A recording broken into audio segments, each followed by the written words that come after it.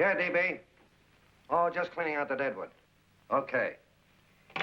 Look, Mr. Cannell, I just can't afford to be without work right now, not even for a day. I've got a mother and 2 kid sisters. More good luck telegrams. Well, you know how it is. I've just got to keep on working, see? Sorry, sister. I was sent down here to clean house. I told you I can't use your column anymore. It's lavender and no lace. Send those other people in. I'll tell you what I'll do. I get $30 a week. I'll take 25, 20 if necessary. I'll do anything you say. It isn't the money. We're after circulation. What we need is fireworks. People who can hit with sledgehammers. Start arguments. Oh, I can do that. I know this town inside out. Oh, give me a chance, All please. right, come in. Cashier's got your check. Who are these people? Gibbs, Frawley, Cunningham, Giles. Hey, you sister. Don't forget to get out your last column before you pick up your check.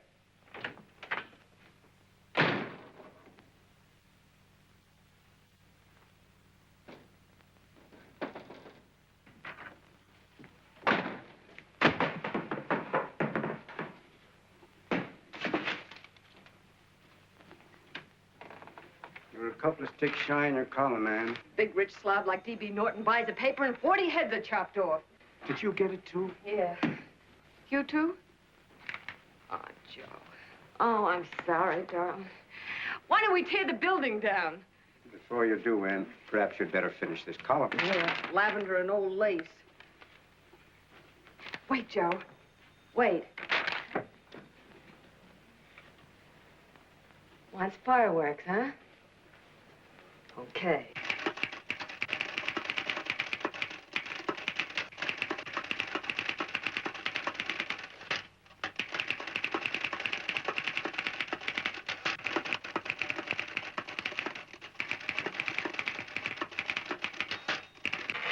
Here. Below is a letter which reached my desk this morning. It's a commentary on what we laughingly call a civilized world. Dear Miss Mitchell, 4 years ago, I was fired out of my job. Since then, I haven't been able to get another one.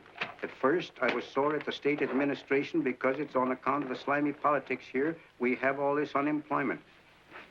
But in looking around, it seems the whole world's going to pot.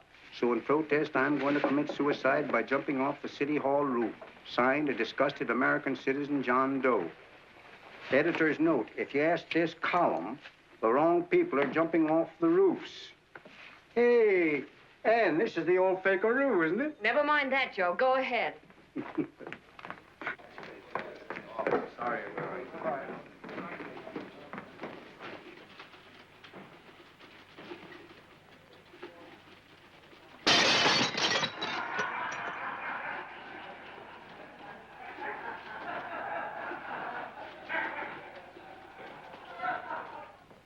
And it's because of the slimy politics that we have all this unemployment here.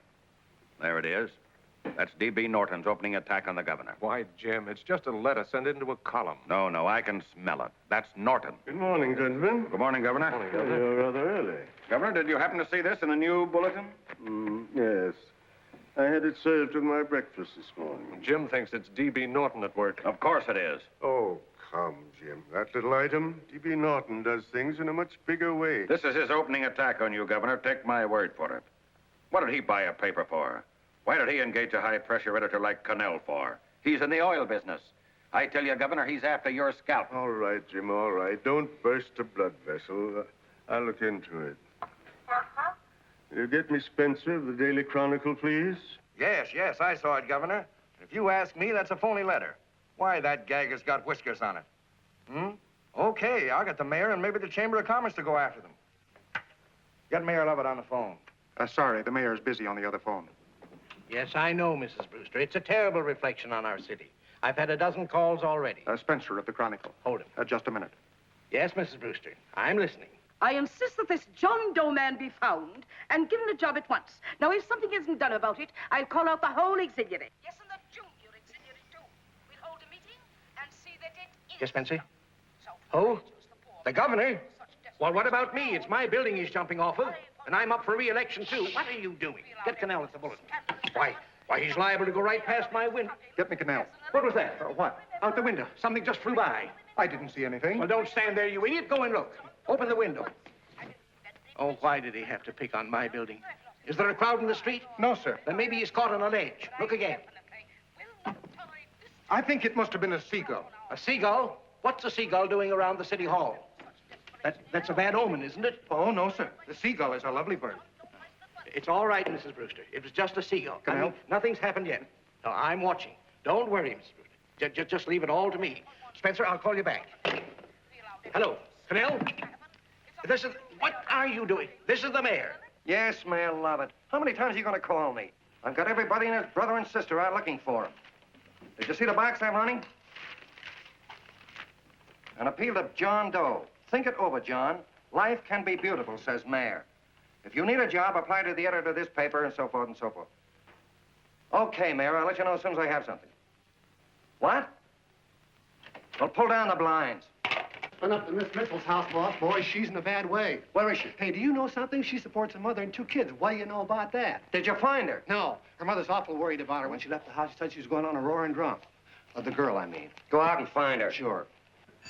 Hey, but the biggest thing I didn't tell you, her old man's Doc Mitchell. You know the doctor saved my mother's life and wouldn't take any money for it? You remember that. Okay, boss, I'll go and look for her. Holy smokes, Commissioner, you've had 24 hours. Okay, Hawkshaw, grab a pencil. Here it is again.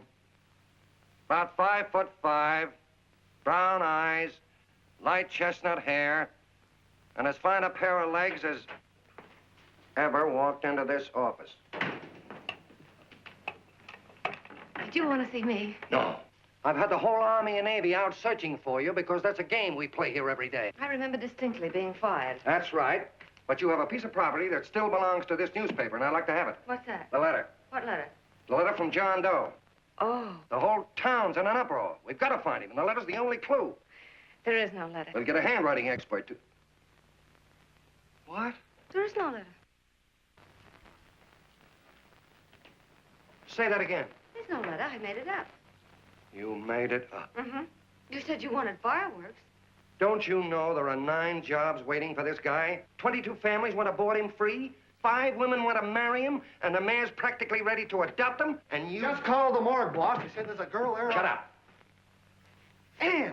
Say, why didn't you... Beanie. Only one thing to do, Hank. Drop the whole business quickly. How? Run a story. Say John Doe was in here and is sorry he wrote the letter and... That's right. They've got it, sure. He came in here, and I made him change his mind. Bulletin editor saves John Doe's life. Why, it's perfect. I'll have Ned write it up. Oh, Ned, I got a story I want you to... Wait a minute. Listen, you great, big, wonderful genius of a newspaper man. You came down here to shoot some life into this dying paper, didn't you? Well, the whole town's curious about John Doe, and boom, just like that, you're going to bury him. There's enough circulation in that man to start a shortage in the ink market. And what man? John Doe. What John Doe? John Doe, the one I made up. Look, genius, now look. Suppose there was a John Doe and he walked into this office. What would you do? Find him a job and forget about the whole business, I suppose, huh? Not me. I'd make a deal with him.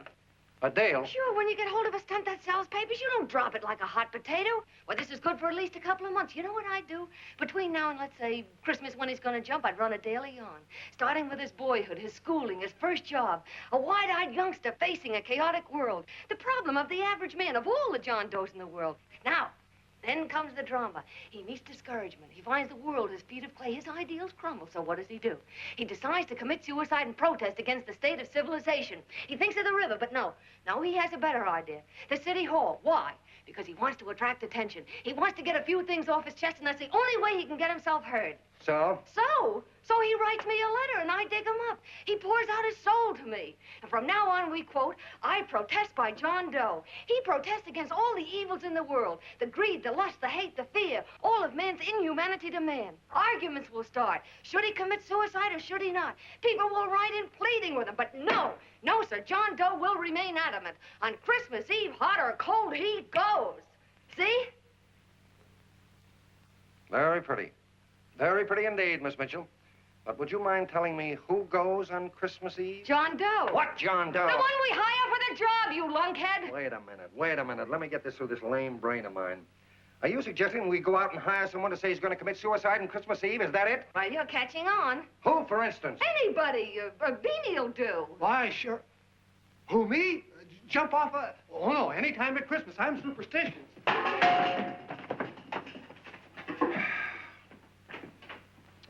Miss Bishop, do me a favor. Will you go on out and get married and have a lot of babies, but Stay out of newspaper business. Better get that story in, Hank. It's getting late. You're supposed to be a smart guy. If it was raining $100 bills, you'd be out looking for a dime you lost someplace. Holy smokes, wasting my time listening to this mad woman. Look, Chief, look at the Chronicle. It's running on John Doe. They say it's a fake. Why, the no good the... John Doe story, amateur journalism. It's palpably phony. It's a wonder anyone is taking it serious. What do you think of those guys? That's fine. That's fine. Now fall right into their laps. Go ahead. Say John Doe walked in and called the whole thing off. You know what that's going to sound like on top of this. That's all, Ned. Thank you. All right. Amateur journalism, huh? Why, that bunch of sophomores, I can teach them more about... Hey, boss, get a load of this. What? Look. What do they want? They all say they wrote the John Doe letter. Oh, they all wrote the letter. Tell them all to wait. Look, Mr. Cannell, one of those men is your John Doe. They're desperate and will do anything for a cup of coffee. Pick one out and you can make the Chronicle eat their words. I'm beginning to like this. If you ask me, Hank, you're playing around with dynamite. No. The gal's right. We can't let the Chronicle get the laugh on us.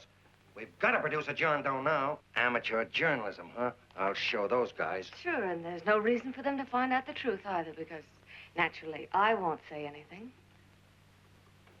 Okay, sister, you get your job back. Plus a bonus.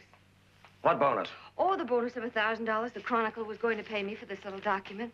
You'll find it says, I, Ann Mitchell, hereby certify that the John Doe letter was created by me. I can read. Sorry. You think this is worth $1,000, do you? Oh, the Chronicle will consider it dirt cheap. Packs everything, including a gun. Okay, sister, you got yourself a deal. Now let's take a look at the candidates. The one we pick has got to be the typical average man. Typical American that can keep his mouth shut. Show me an American who can keep his mouth shut and I'll eat him.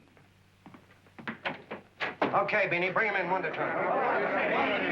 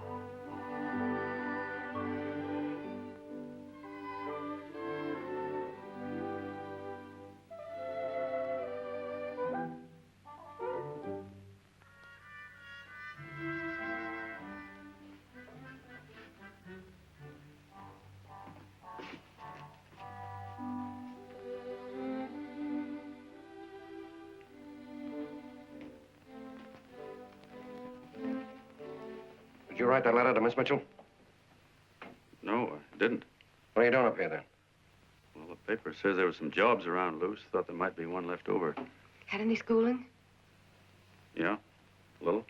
What do you do when you work? I used to pitch. Baseball? Yeah, till the wing went bad. Where'd you play? Bush leagues, mostly. How about family? Got any family? No. Oh, just traveling through, huh? Yeah, me and a friend of mine. He's outside. Looks all right. Oh, it's perfect. A baseball player.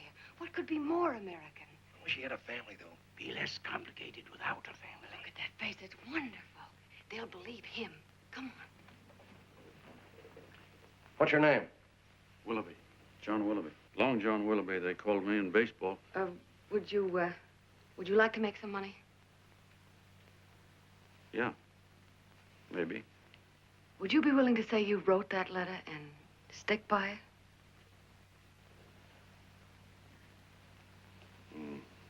I get the idea. Yeah, maybe. That's our man. He's made to order. I don't know. He don't seem like the kind of a guy that'd fall in line. When you're desperate for money, you do a lot of things, Mr. Cannell. He's our man, I tell you. He's fainted. Come on, Get the him up. water quickly. Hurry up, Pop. Oh, Right here, sit down. you all right? Yeah, I'm all right. How many is that, 6?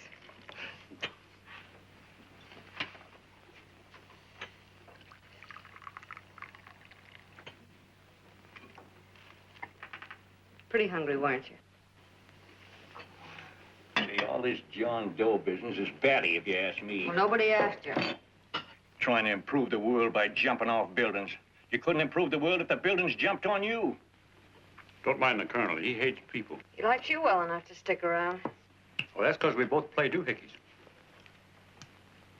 I met him in a boxcar a couple of years ago. I was fooling around with my harmonica, and he comes over and joins in. I haven't been able to shake him since.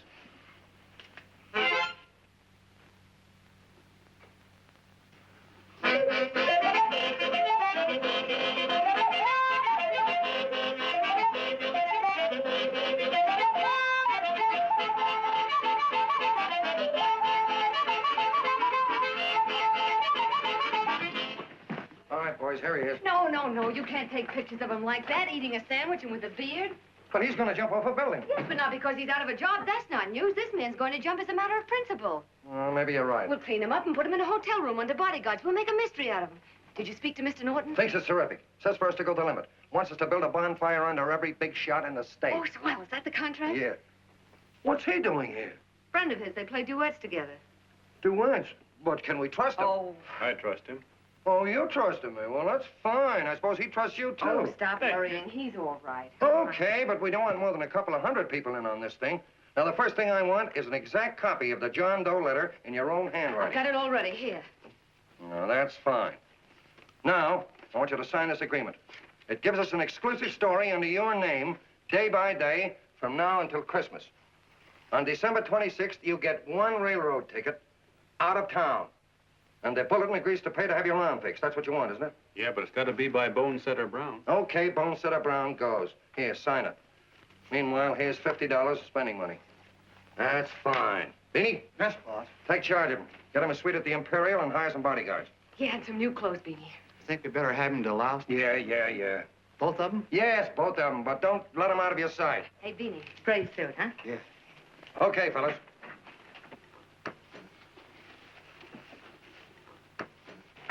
Take it easy, John Doe.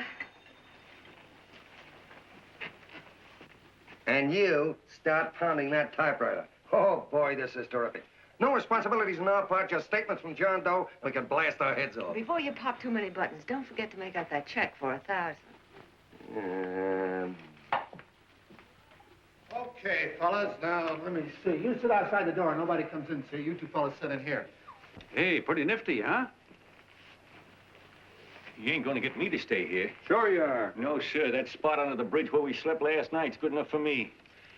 Say, what'll I do with this baggage? Let's stick him in the bedroom. Give me mine. I ain't staying. You know, we were headed for the Columbia River country before all this John Doe business came up. You remember that, don't you? Sure, I remember. Say, your ears popped coming up in the elevator. Mine did. All along, John. I tell you, it's no good. You're gonna get used to a lot of stuff that's gonna wreck you. Why, that $50 in your pocket's beginning to show up on you already. And don't pull that on me, neither. Stop worrying, Colonel. I'm going to get my arm fixed out of this. Hey, here's some cigars the boss sent us. Have one. Hey, Help cigar. yourself.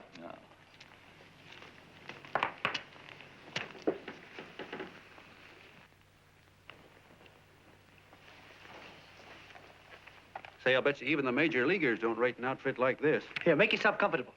Paper? I don't read no papers, and I don't listen to radios either.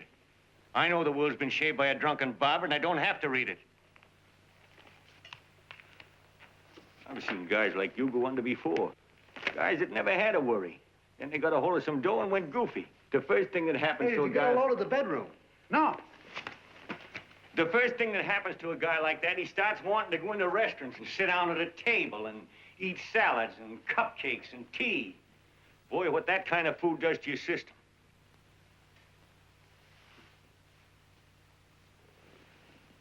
The next thing the dope wants is a room. Yes, sir, a room with steam heat and curtains and rugs. And before you know it, he's all softened up and he can't sleep unless he has a bed.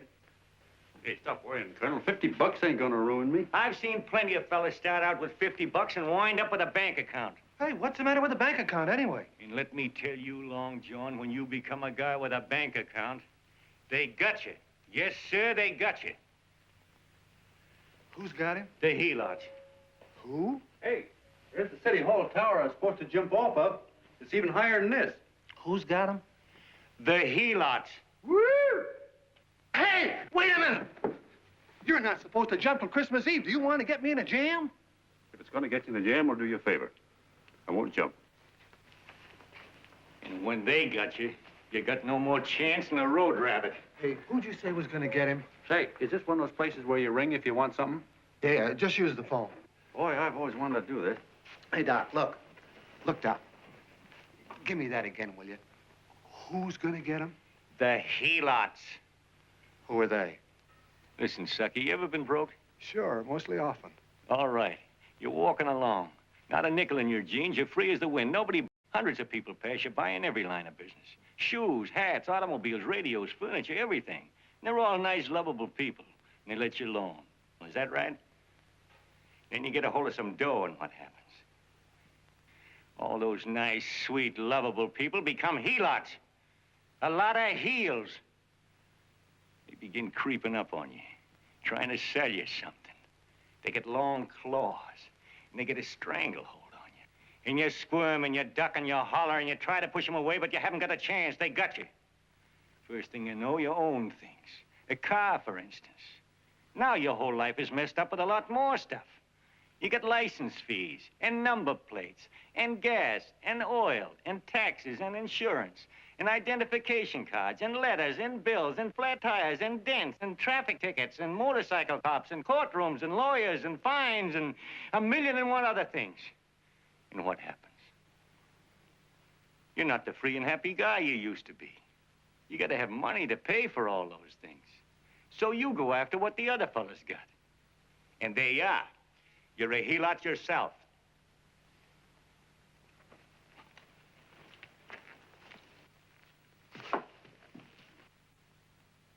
You win, Colonel. Here, take the 50. Go out and get rid of it. You bet I will, just as fast as I can. I'm gonna get some canned goods, a fishing rod, and the rest I'm gonna give away. Give away? Hey, get me a pitcher's glove. I got to get some practice. Say, he's giving it away. I'm going to get me some of that. Hey, come back here, you helot. Will you send up 5 hamburgers with all the trimmings, 5 chocolate ice cream sodas, and 5 pieces of apple pie? No, apple with cheese. Yeah, thanks.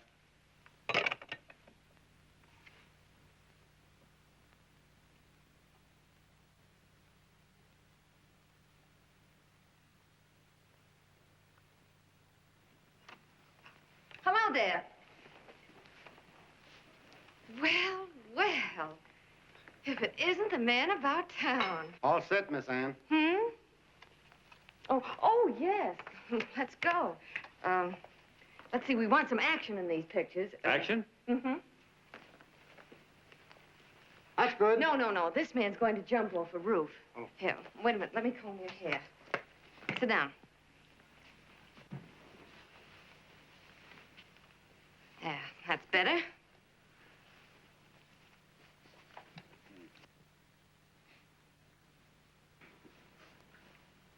You know, he's got a nice face, hasn't he? Yeah, he's pretty. Here, sit down. Quiet, egghead. All right, now a serious expression. Can't. I'm feeling too good. Oh, come on now. This is serious. You're a man disgusted with all of civilization. With all of it? Yes, you're sore at the world. Come on now. Oh, crabby guy, huh? Yeah. No.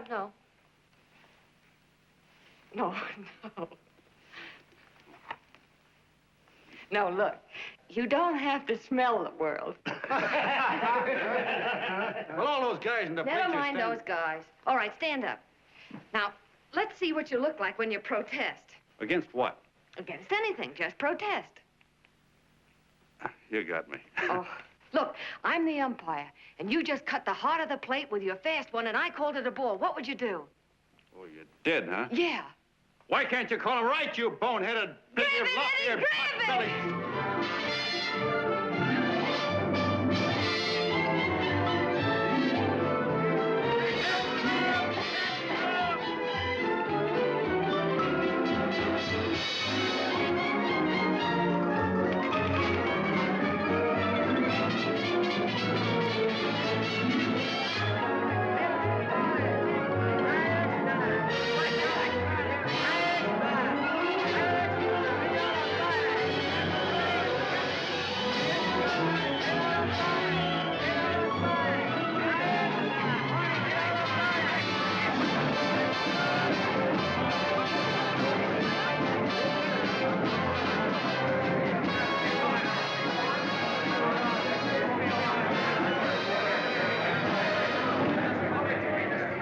I don't care whose picture they're publishing. I still say that this John Doe person is a myth, and you can quote me on that. And I'm going to insist on his being produced for questioning. You know as well as I do that this whole thing is being engineered by a vicious man with a vicious purpose, Mr. D.B. Norton.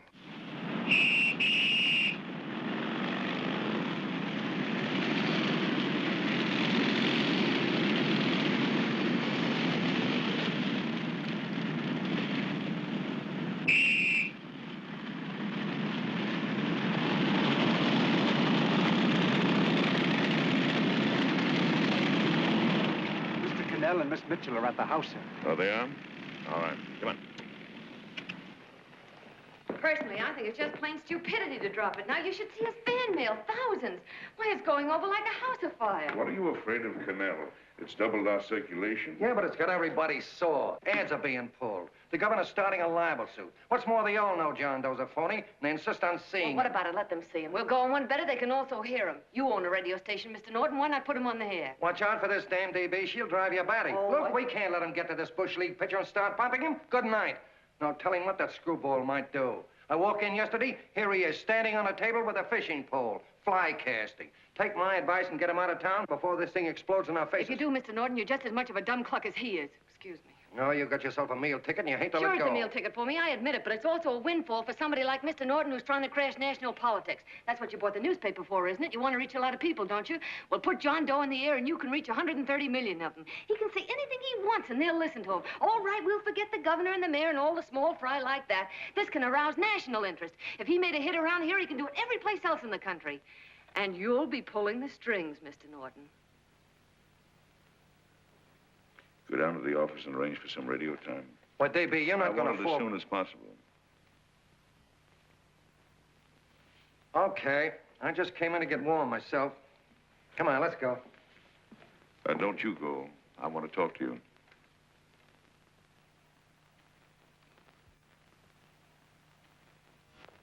Sit down.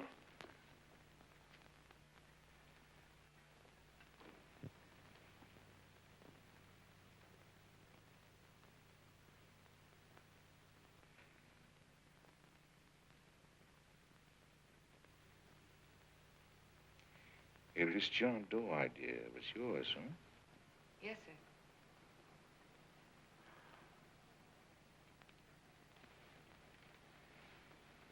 How much money do you get? $30. $30.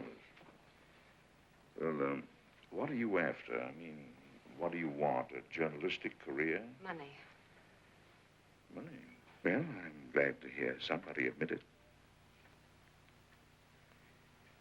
Do you suppose you could write a radio speech that would put that fellow over? Oh, I'm sure I can. Do it, and I'll give you $100 a week. $100? That's only the beginning. You play your cards right, and you'll never have to worry about money again. Oh, I knew it. Hello. Hello. Whenever there's a pretty woman around. This is my nephew, Ted Sheldon, Miss Mitchell. How do you do? How do you do? All right, Casanova, I'll give you a break. See that Miss Mitchell gets a car to take her home. Always reading my mind, aren't you? Thank you very much for everything.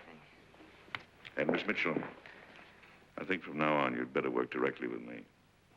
Yes, sir.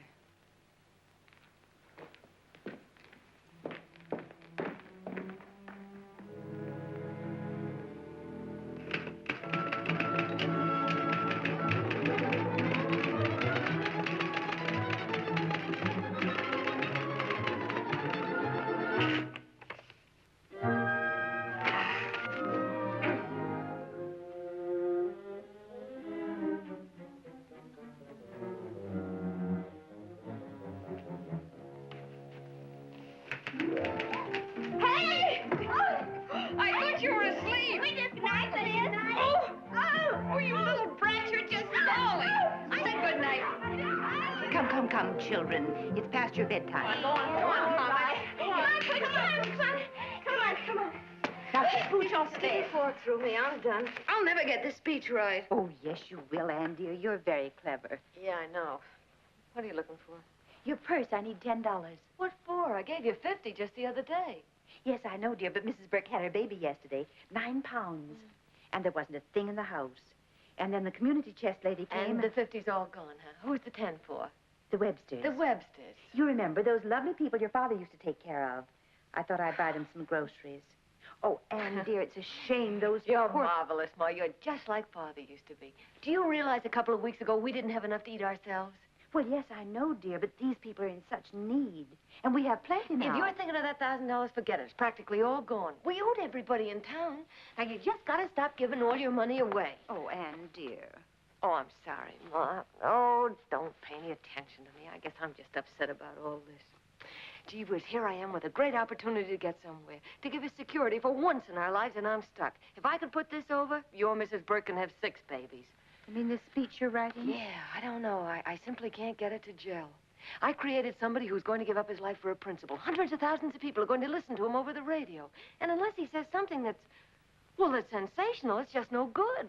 Well, honey, of course, I don't know what kind of a speech you're trying to write, but judging from the samples I've read, I don't think anybody will listen. What? Darling, there's so many complaining political speeches. People are tired of hearing nothing but doom and despair on the radio. If you're going to have him say anything, why don't you let him say something simple and real, something with hope in it? If your father were alive, he'd know what to say. Oh, yeah. Father certainly would. Wait a minute. Hmm?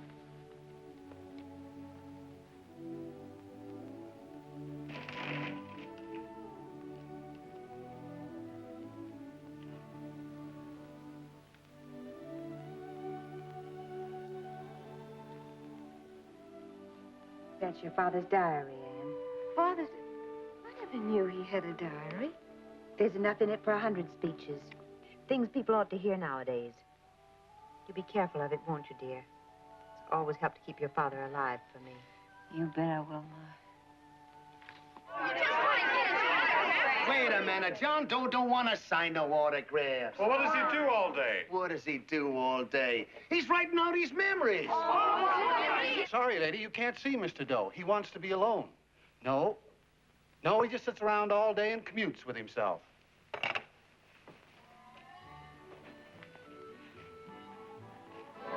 Oh!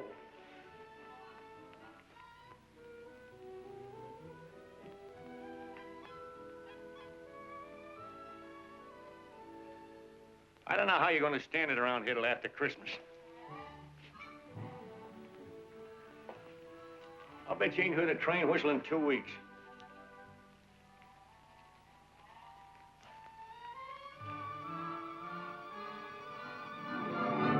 Steve, right!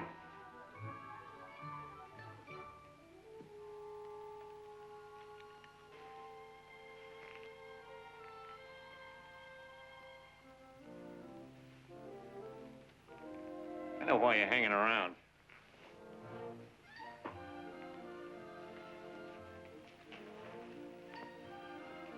You're stuck on the girl.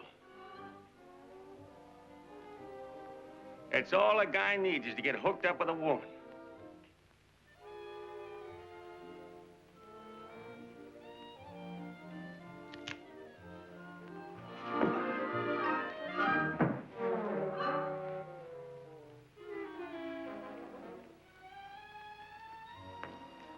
What was that, a single? First baseman dropped the ball. Butterfingers. Tough luck, pal.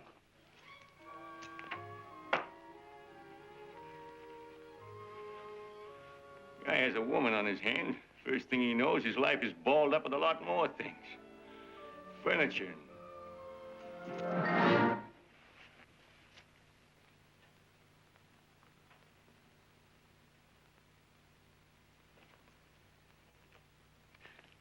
Did you get him? You're out. Swell. What's this, the end of the 8th? 9.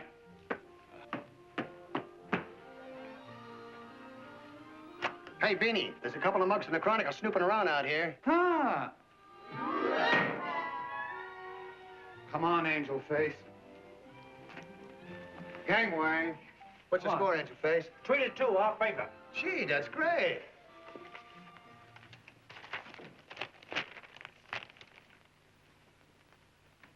Hey, you got swell form there. Must have been a pretty good pitcher. Pretty good. Say, I was just about ready for the major leagues when I chipped a bone in my elbow. I got it pitching a 19-inning game. 19? Yeah. There was a major league scout there watching me, too.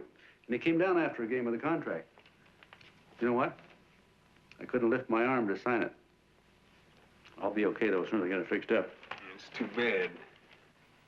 What do you mean, too bad? Huh? Oh, that you'll never be able to play again.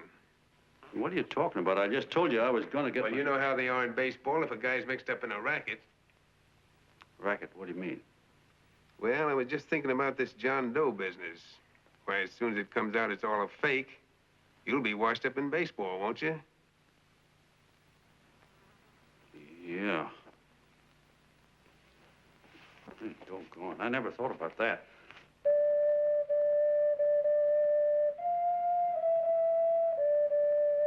Gosh. And another thing, what about all the kids in the country? The kids that idolize ball players. What are they going to think about you? Yeah. Hey, Colonel. Did you hear that? I gotta figure some way out of this thing. The elevators are still running. I know one way you can do it. How? Well, when you get up there on the radio, all you have to do is to say the whole thing's a frame-up. Make your hero sure as you're born. Yeah, but how am I gonna get my arm fixed? Well, that's a cinch. I know somebody that'll give you $5,000 just to get up on the radio and tell the truth. $5,000? Yeah, $5,000, and he gets it right away. You don't have to wait till Christmas. Look out, Long John. They're closing in on you. Say, who's putting up this dough? Fellow runs the Chronicle. Here's the speech you make, and it's all written out for you. $5,000.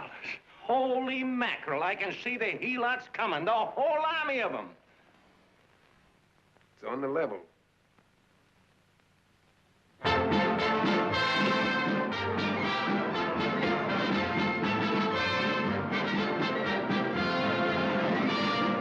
No, I'm sorry. Tickets for the broadcast are all gone. Phone the bulletin. Sorry, no more tickets left.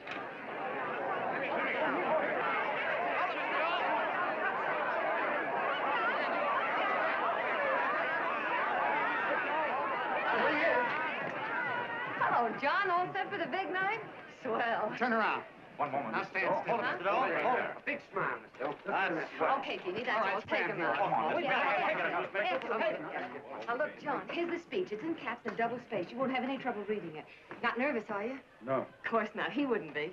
Who? John Doe, the one in there. Hey, don't let your knees rattle. It picks up on the mic. Oh, Beanie, you needn't be nervous, John. All you have to remember is to be sincere. Pick up that phone, Miss Mitchell. It's for you. Okay. Hello? Yes, Mother. Oh, thank you, darling. Oh, there he is, the poor dear man. Oh, good luck to you, Mr. Doe. We want you to know that we're all for you. The girls all decided that you're not to jump off any roof at all. Even if we have to, we'll stop it. You got the speech I gave you? Yeah. Now, look. I'll give this money to the colonel just as soon as you get started. We'll have a car waiting at the side entrance for you. Okay. How'd you get in here? Huh? Oh, I just came in to wish him luck. Come on, out. Mother says good luck, too. John, when you read that speech, please believe every word of it. He's turned out to be a wonderful person, John. Who? John Doe, the one in the speech. Oh. You know something? I've actually fallen in love with him. All right, there he is, sister. Now, come on, plenty of both. What's the idea? No, that's too much. That's not so much. Come on. That's it. Oh, this is no time for cheap publicity, Mr. Cannell. Listen, if that guy lays an egg, I want to get something out of it. I'm getting a Jane Doe ready. Oh, come on. Here. Will you, fellas? Here you Give me a are. All right, chance. that's I enough. have to raise just one more. Will you, That's please? fine, honey. You go ahead. All right, I need one more. You're ready, honey. Go ahead. How you doing? Oh. All right, Benny, bring him in. Holy smoke, a half a helot.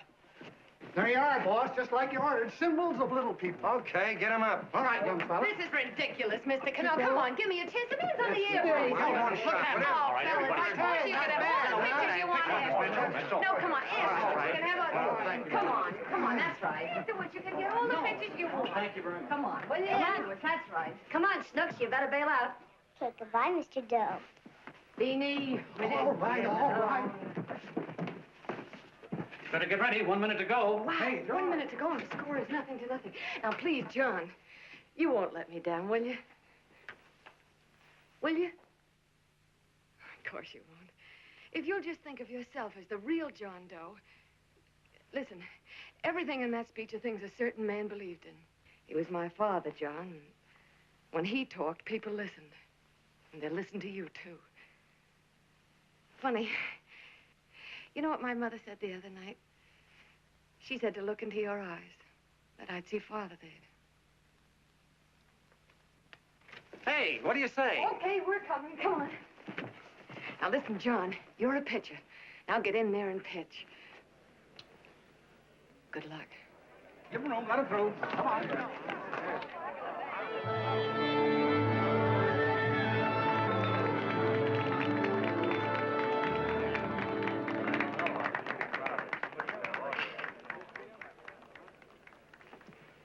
Hey, let's get out of here. There's the door right there. Hey, what are you doing here? That's what I'd like to know. Come on, out.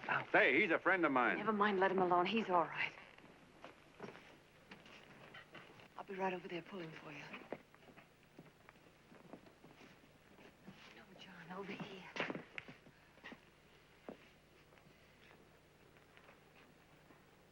Stand by.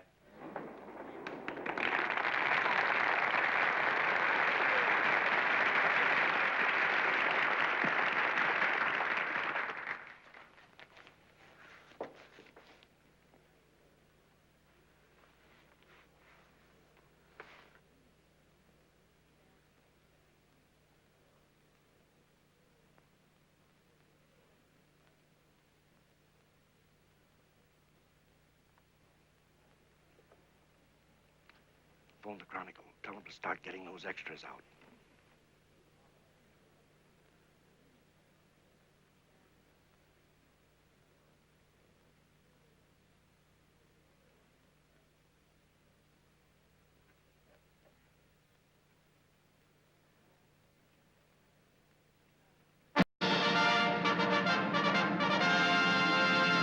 And good evening, ladies and gentlemen. This is Kenneth Fry speaking for the New Bulletin. Tonight we give you something entirely new and different. Standing beside me is the young man who has declared publicly that on Christmas Eve he intends to commit suicide, giving as his reason, quote, "I protest against the state of civilization," end quote. Ladies and gentlemen, the New Bulletin takes pleasure in presenting the man who is fast becoming the most talked of person in the whole country, John Doe.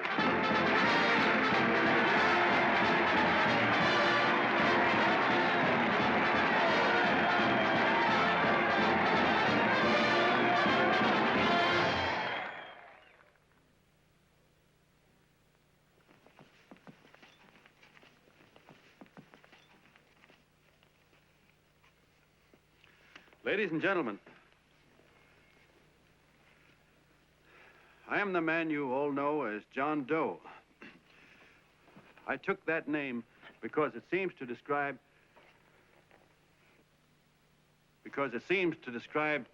the average man. And that's me. And that's me. Well, it was me before I said I was going to jump off the city hall roof at midnight on Christmas Eve. Now I guess I'm not average anymore. Now I'm getting all sorts of attention. From big shots, too. We've been double-crossed. The mayor and the governor, for instance. They don't like those articles I've been writing. You're an imposter, young fellow. That's a pack of lies you're telling. Who wrote that speech for you? Benny, get that guy. Hey, Ken.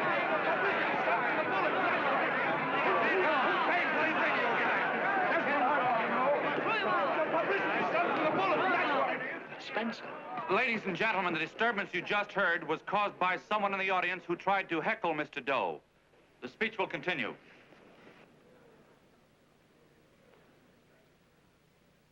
Well, people like the governor and that fella there can stop worrying.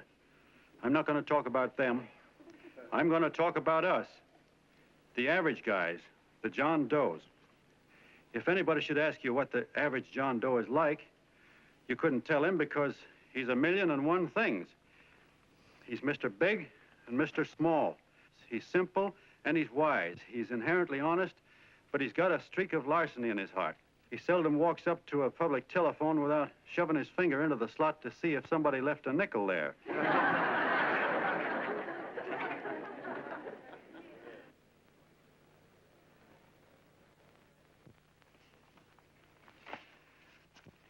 He's the man the ads are written for. He's the feller everybody sells things to. He's Joe Doe, the world's greatest stooge and the world's greatest strength.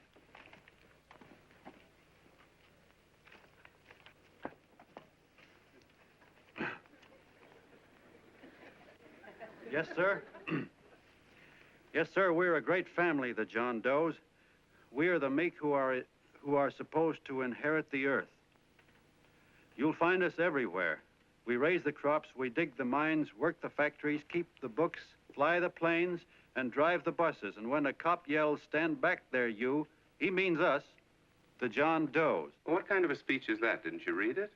We've existed since time began. We built the pyramids. We saw Christ crucified, pulled the oars for Roman emperors, sailed the boats for Columbus, retreated from Moscow with Napoleon, and froze with Washington at Valley Forge. Yes, sir. We've been in there dodging left hooks since before history began to walk. In our struggle for freedom, we've hit the canvas many a time, but we always bounce back because we're the people, and we're tough.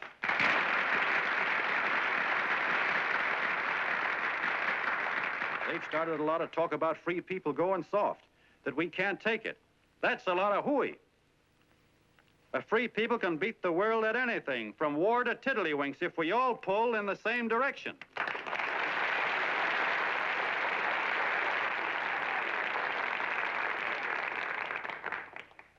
I know a lot of you are saying, "What can I do? I'm just a little punk. I don't count." Well, you're dead wrong. The little punks have always counted, because in the long run, the character of a country is the sum total of the character of its little punks.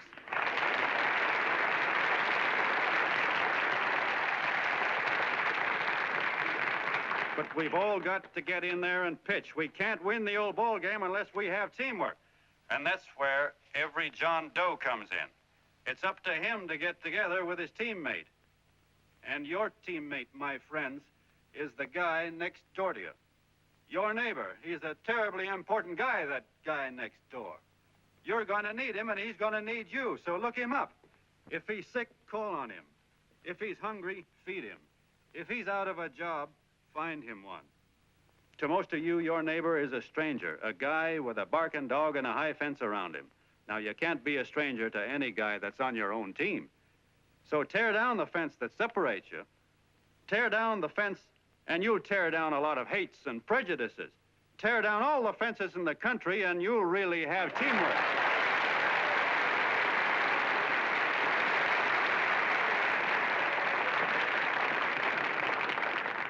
I know a lot of you are saying to yourselves, he's asking for a miracle to happen. He's expecting people to change all of a sudden. Well, you're wrong. It's no miracle. It's no miracle because I see it happen once every year, and so do you, at Christmas time. There's something swell about the spirit of Christmas, to see what it does to people, all kinds of people. Now, why can't that spirit, that same warm Christmas spirit, last the whole year round? Gosh, if it ever did, if each and every John Doe would make that spirit last 365 days out of the year, we'd develop such a strength, we'd create such a tidal wave of goodwill that no human force could stand against it. Yes, sir, my friends. The meek can only inherit the earth when the John Does start loving their neighbors. You better start right now. Don't wait till the game is called on account of darkness. Wake up, John Doe. You're the hope of the world.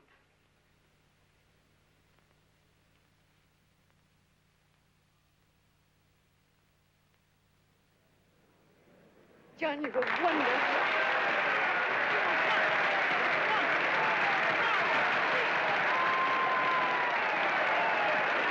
Let's get out of here. Now you're talking.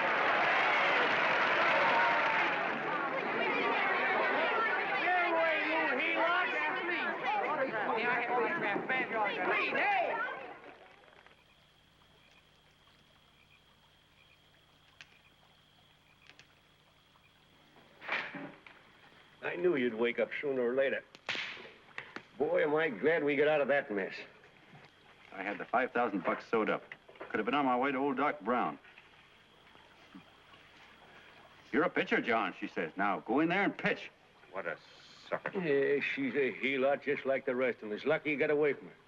What was I doing up there making a speech anyway? Me, huh? Geez, the more I think about it, the more I could... Tear down all the fences. Why, if you tore one picket off of your neighbor's fence, he'd sue you. $5,000 had it right in my hand. What do you mean he ran away? Well, go after him, find him. That man is terrific.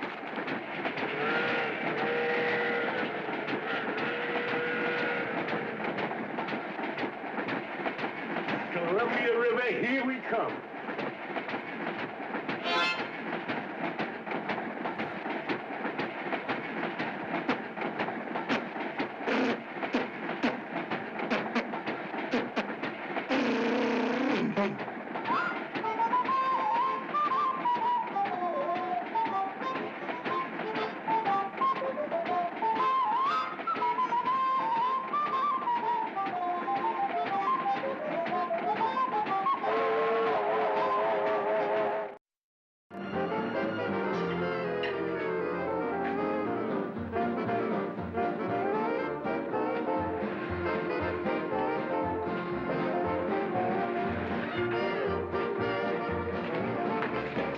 Jitterbugs.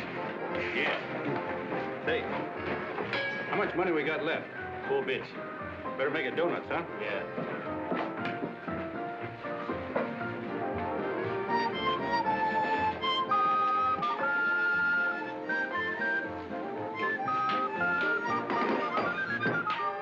What'll it be, gents? Have you got a couple of steaks about that big and about that thick? Yeah, with hash brown potatoes and tomatoes and apple pie and ice cream and coffee. And donuts, I know. Hey, Ma, Seekers, a pair. Fingers a pair coming up. Glad he took the tea out of that.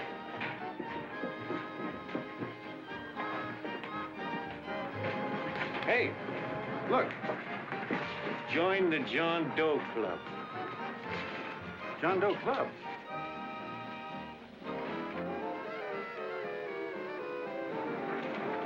Uh-oh. You John Doe? Who?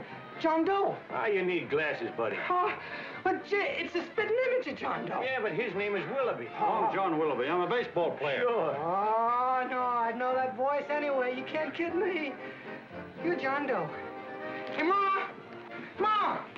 That's John Doe. John Doe. Yeah, sitting right there, big as life. Who'd you say it was? John Doe, the big guy there. Pictures in the paper. That's John Guy. John Doe. John Doe. Sitting right there, John Doe. Hey, operator. Dan's Beanery. Look, call everybody in town. John Doe was just in my place. Yeah, he ordered donuts.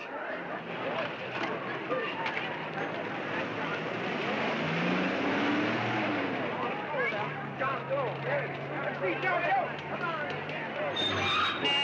I know you are. You're all in to see John Doe. We're all neighbors. But my office is packed like a sardine box. What does John Doe look like, Mr. Mayor? Oh, he's one of those great big outdoor type men. No, you can't see him. You didn't vote for me the last time. Shame on you. What are you doing there? Get off my front porch anyhow. Mr. Norton come yet? Oh, well, I wonder where he's at. What's keeping him? He should have been here 15 minutes ago. Oh, there he comes now. Now, everybody on your dignity. Don't do anything to disgrace us. A little town, but we got to show off.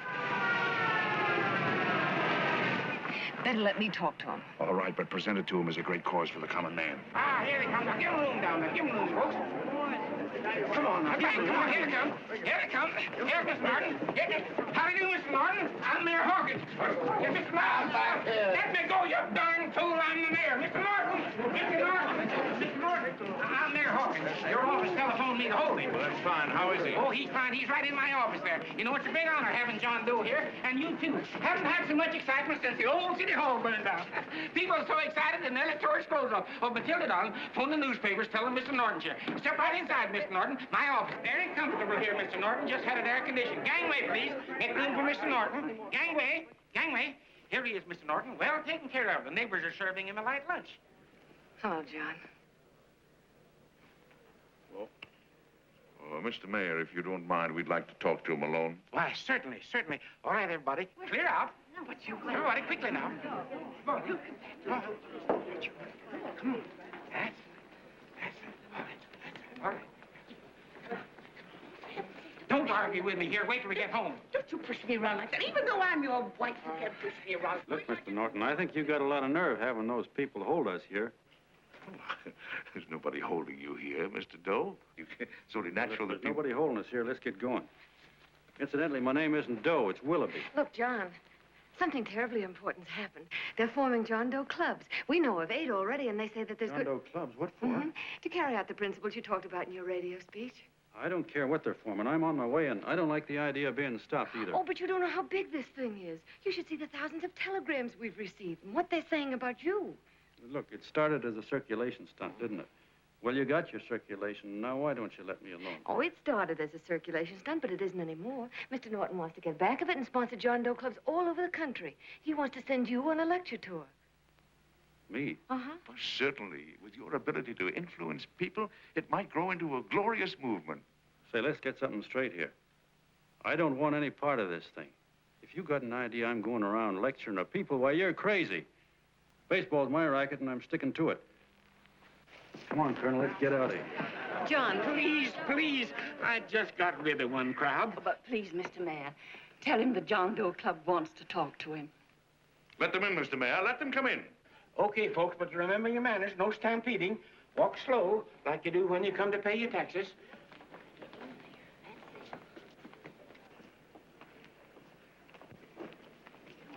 Okay. All right, give me a chance. Come right in. My name's Bert Hanson, Mr. Doe. I'm the head soda jerker at Schwabacker's drugstore. Well, sir, you see, me and my wife, we heard your broadcast, and we got quite a bang out of it, especially my wife. Kept me up half the night saying, that man's right, honey. The trouble with the world is nobody gives a hoot about his neighbor. That's why everybody in town's sore and cranky at each other. And I kept saying, well, that's fine, but how's a guy going to go around loving the kind of neighbors we got? Old Sourpuss, for instance. You see, Sourpuss Smithers is a guy who lives all alone next door to us. He's a cranky old man that runs a second-hand furniture store. We haven't spoken to him for years. I always figured he was an ornery old gent that hated the world because he was always slamming his garage door and playing the radio so loud he kept half the neighbors up. Well, anyway, the next morning, I'm out watering the lawn, and I look over, and there's Sourpuss on the other side of the hedge straightening out a dent in his fender. And my wife yells to me out the window. She says, go on, speak to him, Bert. And I figured, well, heck, I can't lose anything, so I yelled over to him, good morning, Mr. Smithers. He went right on pounding his fender. Was I burned? So I turned around to give my wife a dirty look, and she said, louder, louder, he didn't hear you. So in a voice you could have heard in the next county, I yelled, good morning, Mr. Smithers. Well, sir, you could have knocked me over with a feather. Old Sourpuss turned around, surprised-like, and he put on a big smile, came over and took my hand like an old lodge brother, and he said, good morning, Hanson. I've been wanting to talk to you for years, only I thought you didn't like me. And then he started chatting away like a happy little kid, and he got so excited his eyes all... Well, Mr. Doe, before we got through, I found out Smithers is a swell egg, only he's pretty deaf, and that accounts for all the noises. And he says it's a shame how little we know about our neighbors. And then he got an idea, and he said, how's about inviting everybody someplace where we can all get together and know each other a little better? Well, I'm feeling so good by this time, I'm ripe for anything. So Smithers goes around the neighborhood inviting everybody to a meeting at the schoolhouse, and I tell everybody that comes in the store, including Mr. Schwabacker, my boss. I'm talking too much. Well, I'll be doggone if over 40 people don't show up. Of course, none of us knew what to do, but we sure got a kick out of seeing how glad everybody was just to say hello to one another. Tell him about making Sourpuss chairman. Oh, yeah, we made Sourpuss chairman and decided to call ourselves the John Doe Club. And say, incidentally, this is my wife. Come here, honey. This is my wife, Mr. Doe. How do you do, Mr. Doe? Sourpuss is here, too. Oh, is he? This is Sourpuss, or excuse me, Mr. Smithers, Mr. Doe. That's all right. If you didn't call me Sourpuss, it wouldn't feel natural. Well, anyway, I guess nearly everybody in the neighborhood came except the Delaney's. The Delaney's live in a big house with an iron fence around it, and they always keep their blinds drawn. And we always figured that he was just an old miser that sat back counting his money, so why bother about inviting him? Until Grimes, the milkman, spoke up and he said, say, you've got the Delaney's all wrong. And then he tells us about how they canceled their milk last week and how when he found a note in the bottle, he got kind of curious-like and he sort of peeked in under the blinds and found the house was empty. If you ask me, he says, they're starving. Old man Delaney has been bringing his furniture over to my place at night, one piece at a time, and selling it. Yeah. And, well, sir, a half dozen of us ran over there to fetch him, and we brought him to the meeting. And what a reception they got. Why, everybody shook hands with him and made a fuss over them, and, well, finally, Mr. and Mrs. Delaney just sat right down and cried. And then we started to find out about a lot of other people. Yeah, sure. Well, you know Grubel, for instance. Grubel's here. See?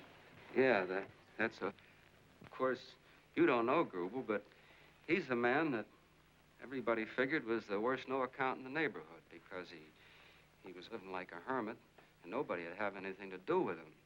That isn't little Murphy. The postman told us the truth. Why, Grubel, he says, he lives out of garbage cans because he won't take charity, because it'd ruin his self-respect, he says. Just like you said on the radio, Mr. Doe. Well, sir, about a dozen families got together and gave Grubel a job watering their lawns. Isn't that wonderful? And then we found jobs for 6 other people, and they've all gone off relief. Yeah, and my boss, Mr. Schwabecker, made a job in his warehouse for old man Delaney. And he gave you that $5 raise. Yeah, wasn't that swell? Why, Bert, I feel slighted. I'd like to join, but nobody asked me. I'm sorry, Mayor, but we voted that no politician could join. Just the John Does of the neighborhood, because you know how politicians are. Well, the reason we wanted to tell you this, Mr. Doe, was just to give you an idea of what you started. And from where I'm sitting, I don't see any sense in you jumping off any building. No. Well, thank you for listening. Goodbye, Mr. Doe. You're a wonderful man, and it strikes me you can be mighty useful walking around for a while. Hey, goodbye, Mr. Doe. Goodbye, Mr. Doe.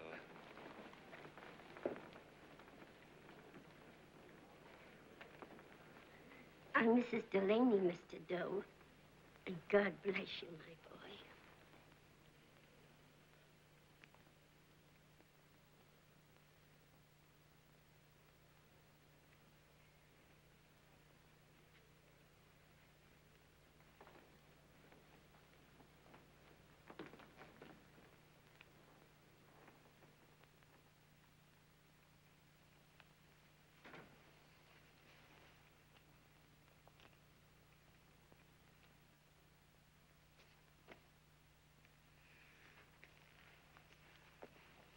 Gee whiz, I'm all mixed up.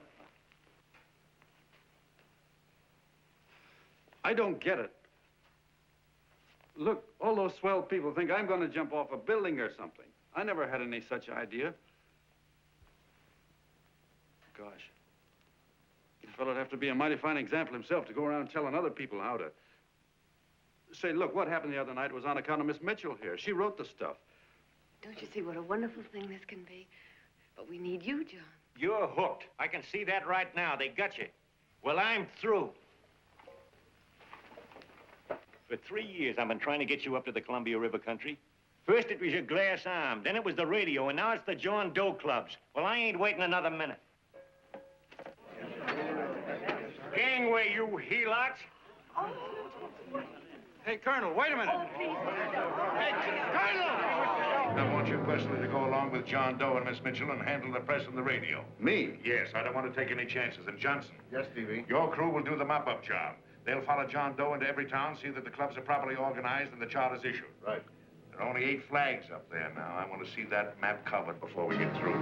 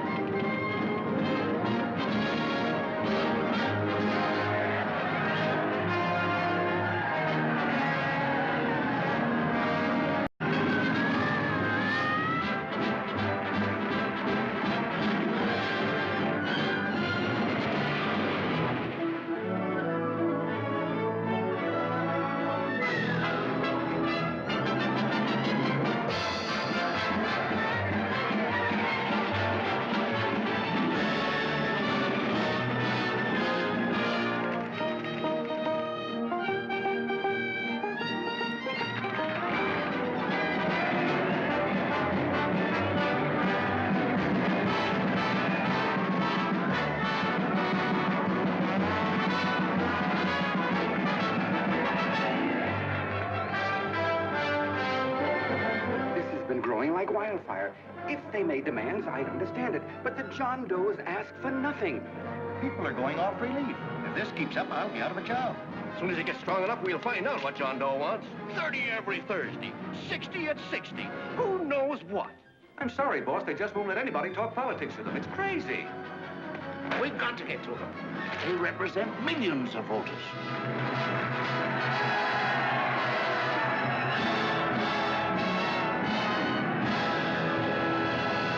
I tell you, ladies and gentlemen, this thing has been nothing short of a prairie fire. We've received so many applications for charters to the John Doe clubs, we haven't been able to take care of them. I'd hate to have that many pins stuck in me. This John Doe convention is a natural. It's going to put our city on the map. Why, over 2,400 John Doe clubs are sending delegates. Can you imagine that? You, Mr. Mayor, will be the official host. You will make the arrangements for decorating the city, parades, and a reception for John Doe when he gets home.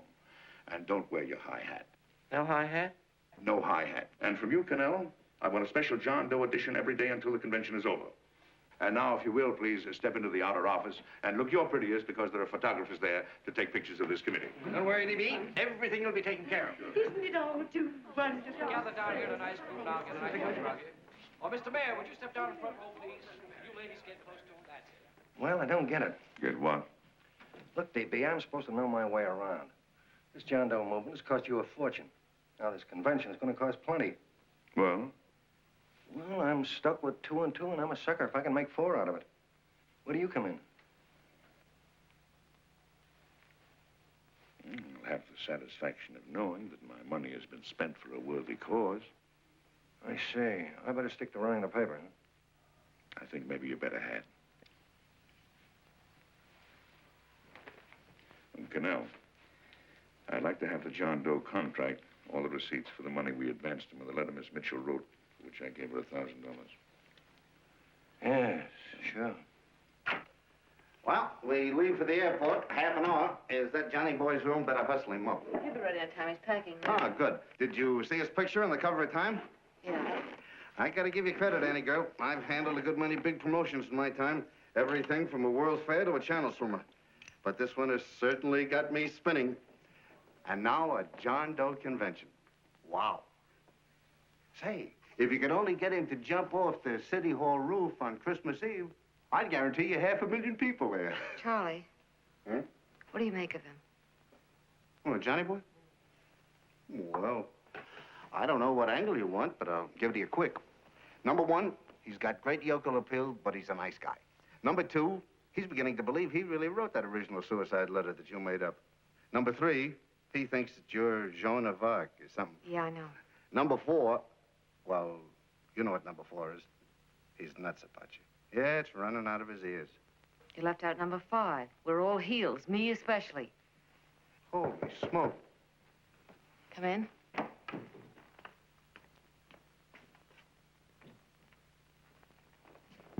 I'm all packed. Good. I'll go and get Beanie Boy. Okay, Charlie boy.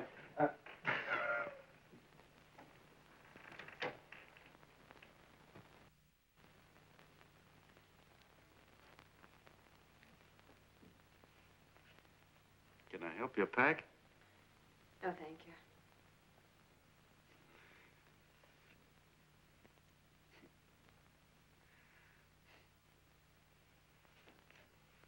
Do you care if I sit down out here?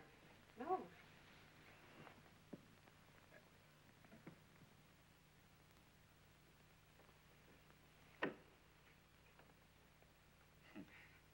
You know, I had a crazy dream last night. It was about you. About me? Sure was crazy. I dreamt I was your father.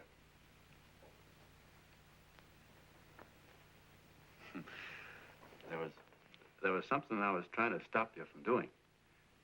So I got up out of bed, and I walked right through the wall here, right straight into your room. You know how dreams are. And there you were in bed. But you're a little girl, you know, about 10. And very pretty, too. So I shook you, and the moment you opened your eyes, you hopped out of bed and started running like the devil in your nightgown. You ran right out the window there, and you ran out over the tops of buildings and roofs and everything for miles. And I was chasing you. all the time you were running, you kept growing bigger and bigger and bigger, and pretty soon you were as big as you are now, you know, grown up. And all the time I kept asking myself, what am I chasing her for? And I didn't know. Isn't that a hot one? Well, anyway, you ran into some place, and then I ran in after you, and when I got there, there you were, getting married. And the nightgown had changed into a beautiful wedding gown.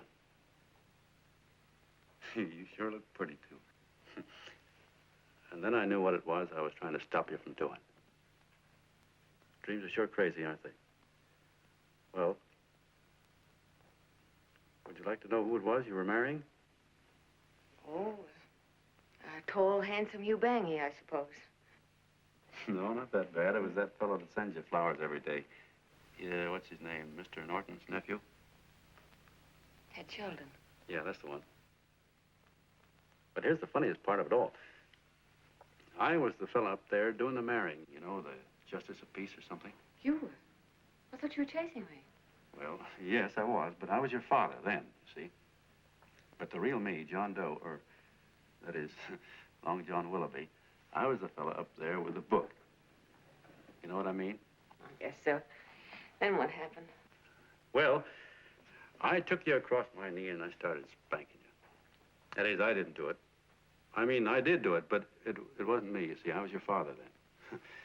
Well, I held you across my knee and I said, Annie, I won't allow you to marry a man that's just rich or that has his secretary send you flowers. The man you marry has got to swim rivers for you. He's got to climb high mountains for you. He's got to slay dragons for you. He's got to perform wonderful deeds for you. Yes, sir.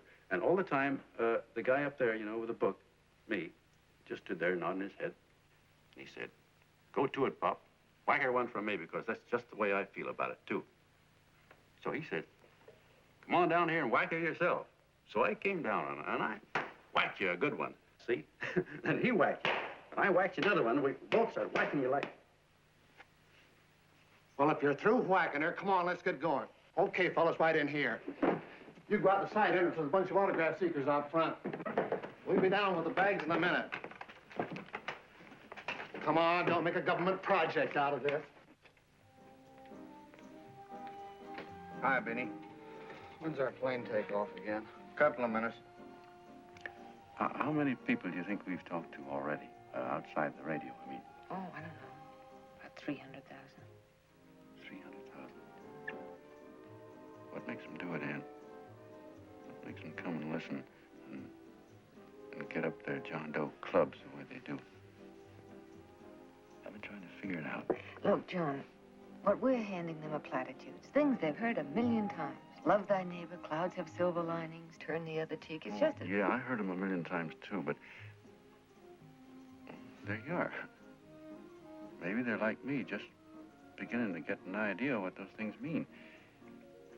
You know, I never thought much about people before. They were always just somebody to fill up the bleachers.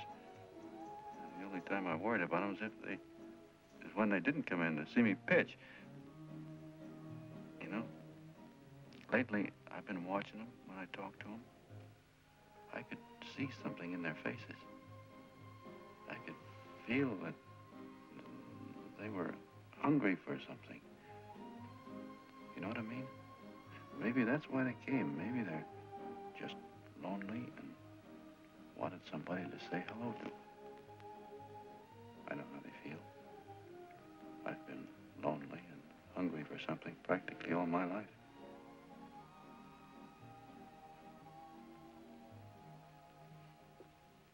All aboard, folks.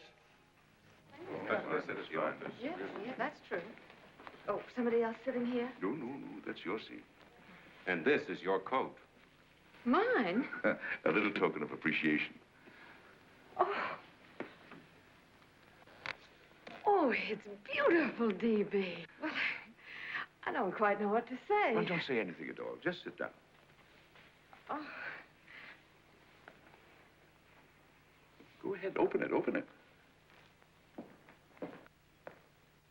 Oh.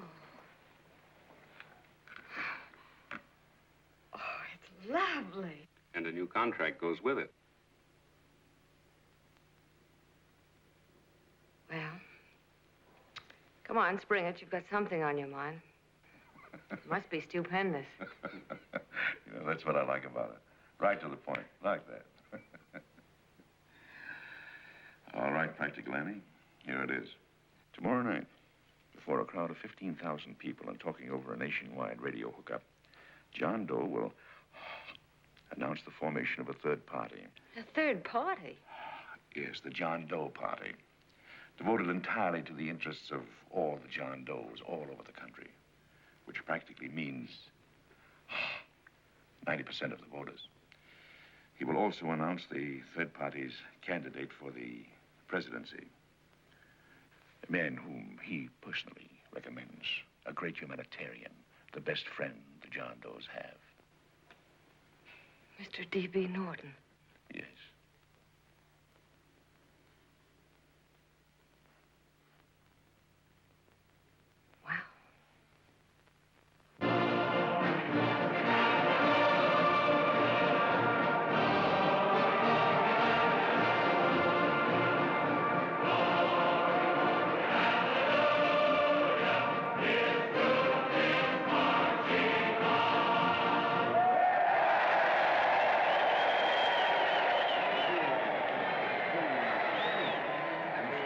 And although the opening of the convention is hours off, the delegates are already pouring into the ballpark by the droves, with lunch baskets, banners, and petitions asking John Doe not to jump off any roof. But no matter how you look at it, it's still a phenomenal movement.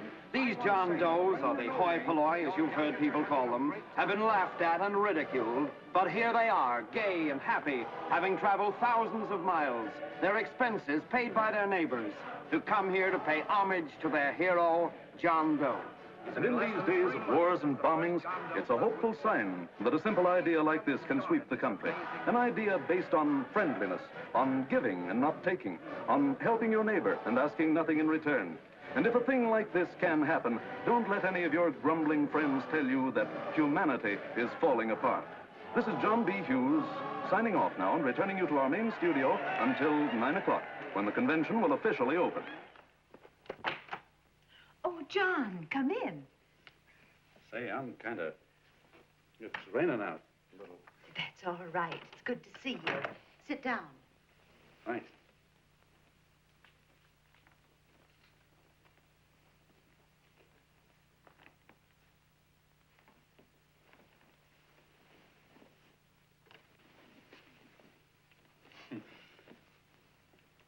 It's for Anne. Oh, how nice. Thank you very much. Flowers. I'm terribly sorry she isn't here. She isn't? No, she just left. I'm surprised you didn't run into her. She went over to Mr. Norton's house. Oh. Did you want to see her about something important? Yeah. Well, no, it'll wait. Say, he's a nice man, isn't he? Mr. Norton, I mean. He's done an awful lot for the...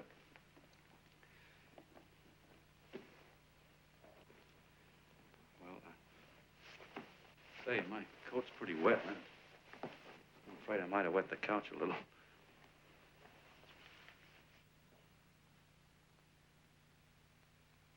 Well, I guess I'll see her at the convention later. Yes, of course. I'll see that she gets the flowers. Thanks. Good night, Mrs. Mitchell. Good night, John.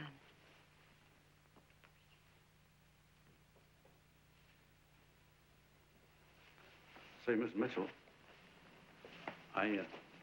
I'm kind of glad Anne isn't here. You see, I came over here hoping to see her alone, and kind of hoping I wouldn't, too. You know what I mean? There was something I wanted to talk to her about. But, well, it'll wait, I guess. Good night. Good night, John. Say, look, Mrs. Mitchell, have you ever been married? Oh, I'm sure you have. Gosh, that's pretty silly. I guess you must think I'm kind of batty. Well, I guess I'd better be going at that. John, my husband said, I love you. Will you marry me? You did? What happened? I married him. Yeah, that's what I mean, see? It was easy as all that, huh? Yeah, but look, Mrs. Mitchell.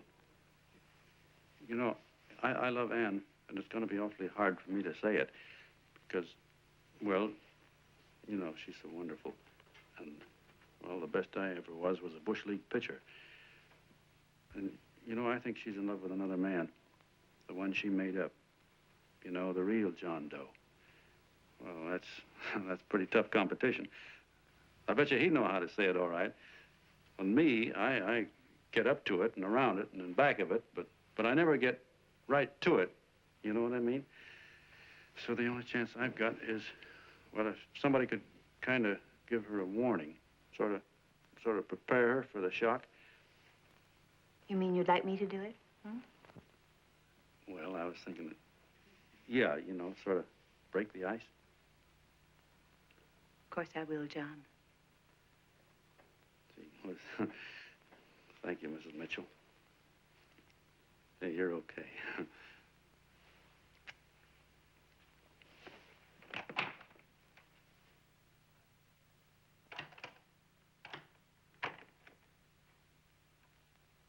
This John Doe meeting is going to be one of the biggest things that ever happened. Why, they're coming from all over. Trains, boxcars, wagons. Look out! Hello, bodyguards. Hey, had your dinner yet? Not yet. Oh, that's all right. Well, look, no, go ahead and have your dinner. Wait a minute, John.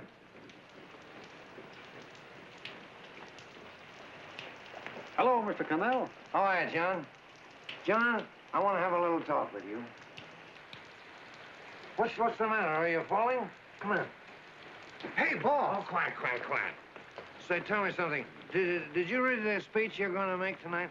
No, I never read the speeches before I make them. I get more of a kick out of it that way. Uh-huh. It's just exactly what I thought. Beanie, go on down to the office, tell Pop to give you the speech. There's a copy on my desk. Gee whiz, boss, you know Mr. Norton told me not to leave him, not even for a minute. Go on. We'll be at Jim's bar up the street. You're a nice guy, John. I like you. You're gentle. I always like gentle people. Me, I'm hard.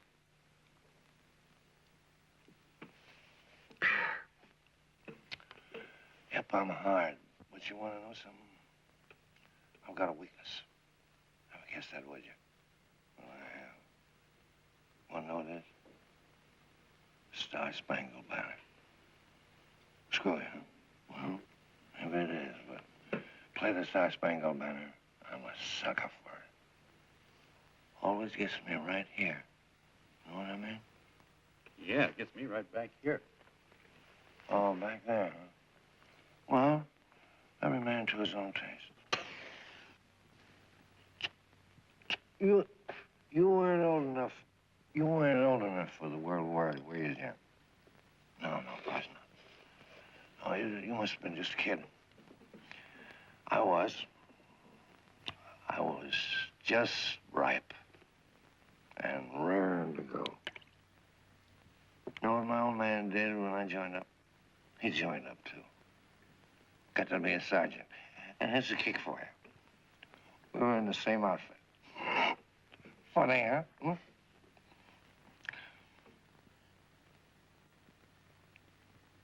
He was killed, John. I saw him get it. I was right there, and I saw it with my own eyes. Me, I came out without a scratch. That is, excepting my ulcers. I should be drinking milk, you know. This stuff is poison. Hey, Tubby. Yes, Mr. Connell? What do you say, huh? All right. Yep, I'm a sucker for this country. I'm a sucker for the Star-Spangled Banner, and I'm a sucker for this country. I like what we got here. I like it. A guy can say what he wants and do what he wants without having a bayonet shoved through his belly. And that's all right, isn't it? You betcha. Yeah.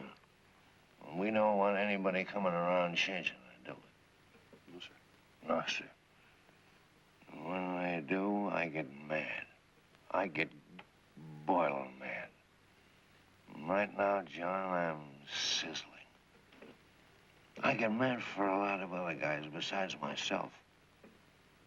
I get mad for a guy named Washington, and a guy named Jefferson, and Lincoln. Lighthouses, John. Lighthouses in a foggy world. You know what I mean? Yeah, you bet. Listen, pal, this fifth column stuff is pretty rotten, isn't it? Yeah, it certainly is. And you'd feel like an awful sucker if you found yourself marching right in the middle of it, wouldn't you? You. Of course, you wouldn't know it because you're gentle. But that's what you're doing. You're mixed up with a skunk, my boy. A no-good, dangerous skunk. Say, you're not talking about Mr. Norton, are you? I'm not talking about his grandfather's pet poodle. You must be wrong, Mr. Cannell. Because he's been marvelous about the John Doe clubs. Yeah? Say, you're sold on this John Doe idea, aren't you? Sure. Sure. I don't blame you. So am I. It's a beautiful miracle. A miracle that can only happen right here in the good old USA. And I think it's terrific. What do you think of that? Me, hard-boiled Cannell, and I think it's plenty terrific. All right. Now, supposing a certain unmentionable worm whose initials are DB was trying to use that to shove his way into the White House so he could put the screws on, so he could turn out the lights in those lighthouses. What would you say about that, huh? Nobody's going to do that, Mr. Cannell. They can't use the John Doe clubs for politics. That's the main idea. Is that so? Then what's a big political boss like Hammer doing in town? And a labor leader like Bennett? And a lot of other big shots are up at DB's house right now. Wolves, John. Wolves. Waiting to cut up the John Does. Wait till you get a gander at the speech you're gonna make tonight. You're all wet. Miss Mitchell writes those speeches. Nobody can make her write that kind of stuff. They can't, huh? Who do you think writes them? My Aunt Emma? I know she writes them. And gets a big bonus for doing them, too. A mink coat and a diamond bracelet. Don't write them. Why, that gold-grabbing dame would double-cross her own mother for a handful of Chinese. Shut up. If you weren't drunk, I'd... Hey, boss. Here's the speech, boss. Hey. Go on and read it, John, and then start sucking. Hey, wait a minute, Mr. Doe. Tubby? Yes, sir. Better bring me a glass of milk. I'm smoking too much. Yes, Charlie? Got everything all set? Fine. John Doe been taken care of? Good. How many people do you think will be there? 15,000? Oh, my, that's fine. Now, listen, Charlie. As soon as John Doe stops talking about me, I want you to start that demonstration. And make it a big one, you understand? Don't worry about that, DB. My boys are there. They'll take care of it. What? Yes, I'll be there 15 minutes after I get your call.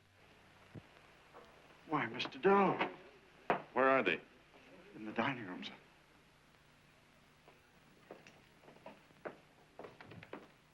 Well, gentlemen, I think we're about ready to throw that great big bombshell. Yeah, well, it's about time.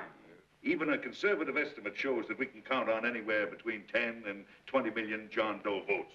Now, add to that the labor vote that Mr. Bennett will throw in, and the votes controlled by Mr. Hammett and the rest of you gentlemen in your own territories, and nothing can stop us. As I said before, I'm with you, providing you can guarantee the John Doe vote. Don't worry about that. You can count on me on one condition. Little Bennett's got to be taken care of. Didn't I tell you that everybody in this room would be taken care of? My agreement with you gentlemen stands. I'm with you, DB, but I still think it's a very daring thing we're attempting. These are daring times, Mr. Barrington. We're coming to a new order of things. There's too much talk been going on in this country. Too many concessions have been made. What the American people need is an iron hand. You're right. That's true. You're quite right, DB. Discipline. Right. And now, may I offer a little toast to Miss Ann Mitchell, the brilliant and beautiful lady who is responsible for all this. Miss Mitchell. Mr. Norton, I'd like to talk to you alone for a minute. Oh, Miss Mitchell has something to say to us. That's fine.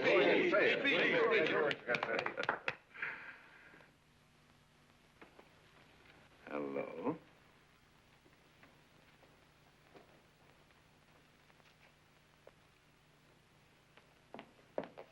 John, I'm so glad to see you. I was terribly worried. Did you write this? Yes, I did, John, but I had no idea what was going on. You didn't. No. That's a swell bracelet you're wearing. John, why aren't you at the convention?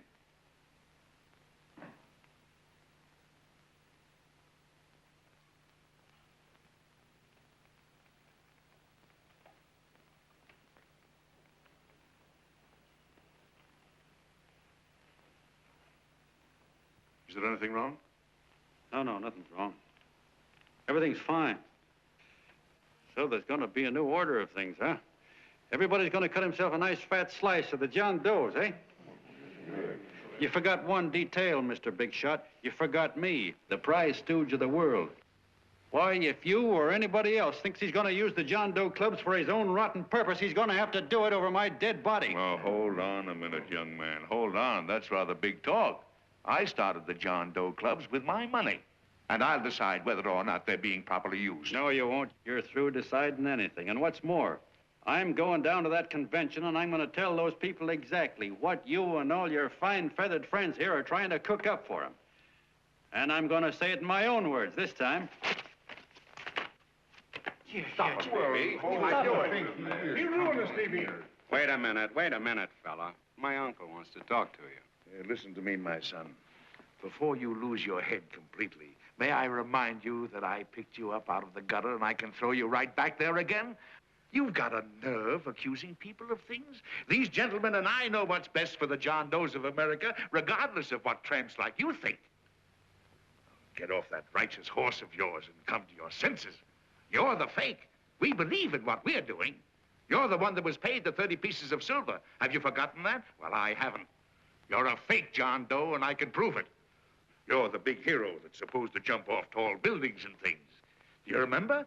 What do you suppose your precious John Does will say when they find out that you never had any intention of doing it, that you were being paid to say so? You're lucky they didn't run you out of the country. With the newspapers and the radio stations that these gentlemen control, we can kill the John Doe movement deader than a doornail. We'll do it, too, the moment you step out of line. Now, if you still want to go to that convention and shoot your trap off, you go ahead and do it.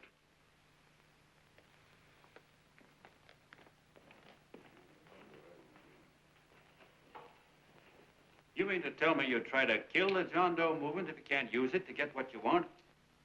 You bet your bottom dollar we would.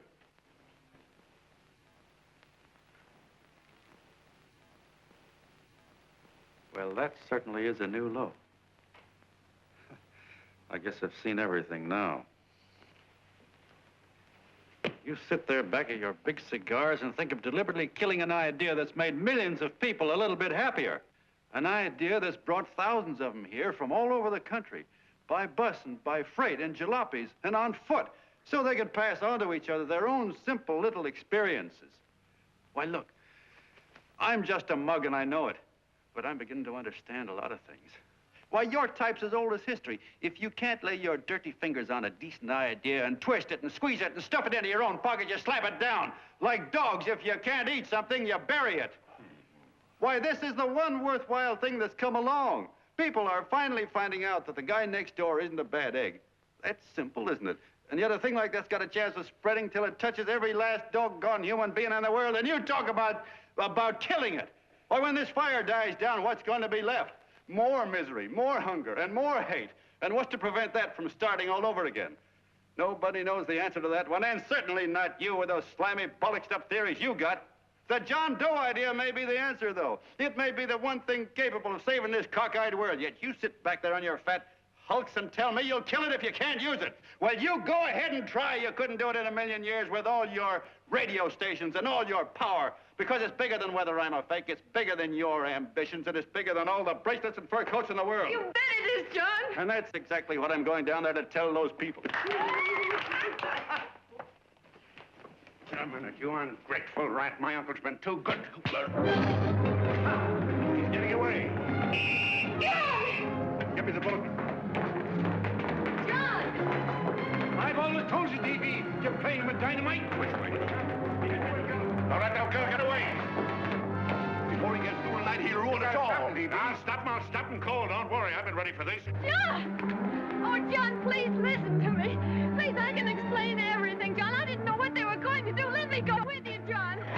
John, please. Go ahead, driver. The ballpark. Explain it to you, John. Please let me go with you. Please. John! Mr. Martin wants to see you. Listen to me, Mayor Lovett. You do as I say. I want them both arrested. You tell the police department to pick up Cannell. I've got the girl here. I've got the bullet. I don't care what you charge him with. If you're worried, let him go in the morning, but keep him in jail overnight. Hello, Bulletin. Put Pat Pryor on.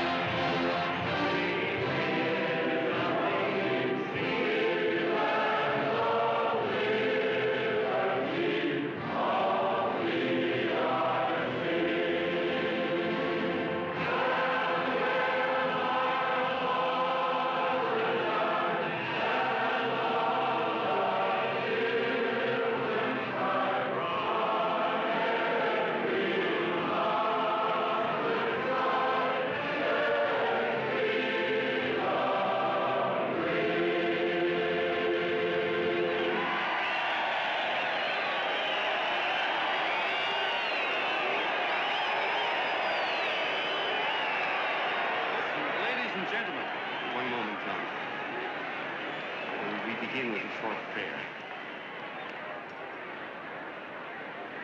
Quiet, please. Ladies and gentlemen, let us have a moment of silent prayer for the John Does all over the world, many of whom are homeless and hungry. Rise, please. Everybody rise.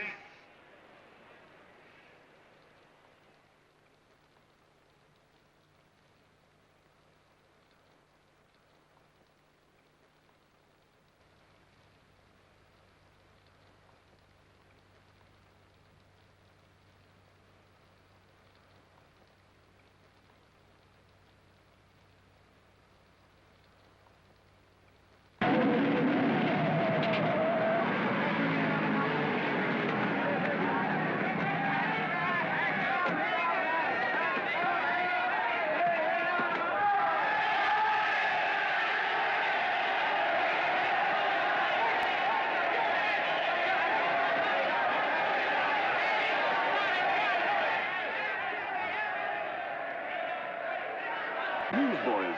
Hundreds of yelling newsboys are swarming into the park like locusts. They're yelling John Doe's a fake. Fake.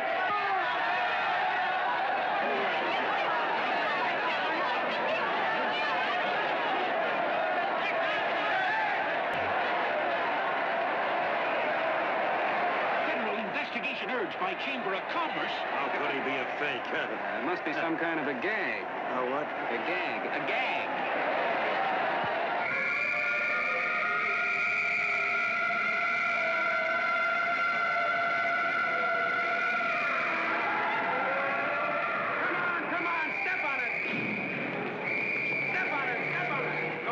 races now, so let's get going. Wait for the faces. Hey, miss, will you autograph my balloon? Sure.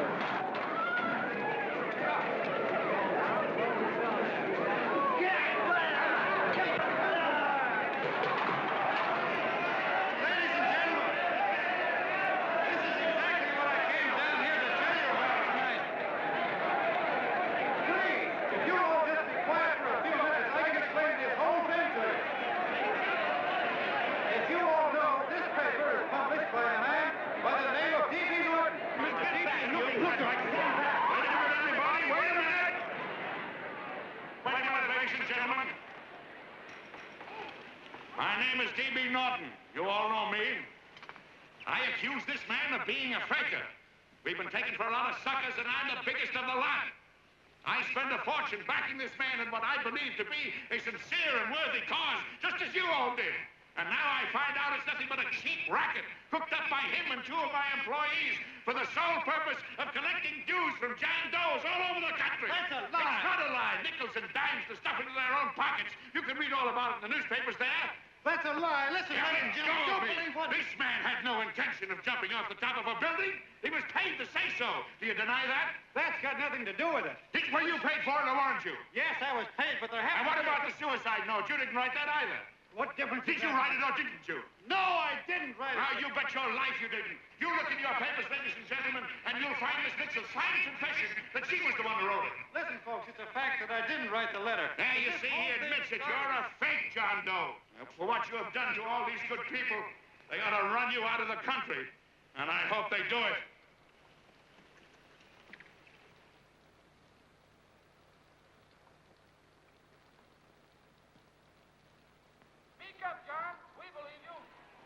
Please, listen, folks. Now that he's through shooting over his face, I've got a couple of things to tell you about... Come on, the rest of you get in here and riot. Break this crowd up. Come on. I'm sorry, folks, but we can't hear him anymore. Something's gone wrong with the loudspeakers. John Doe's a fake! Boo! They can't hear me. This thing's not working. Ladies and gentlemen.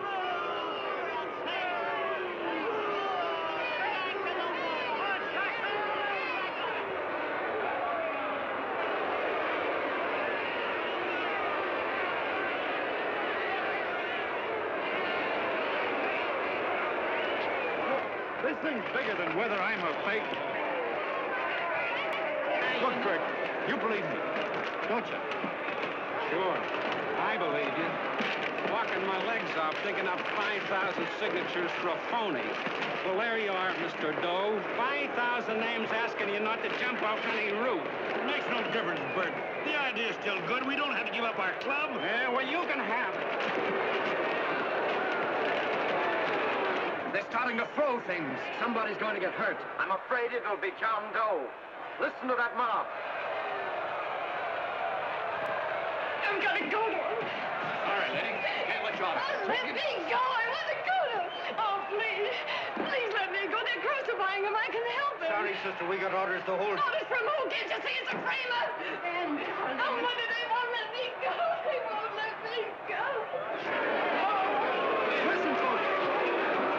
You gotta listen to me, everybody. Back to the jungle, you hobo! Just another racket! Stick to your clubs. We've been fed baloney so long, we're getting used to it.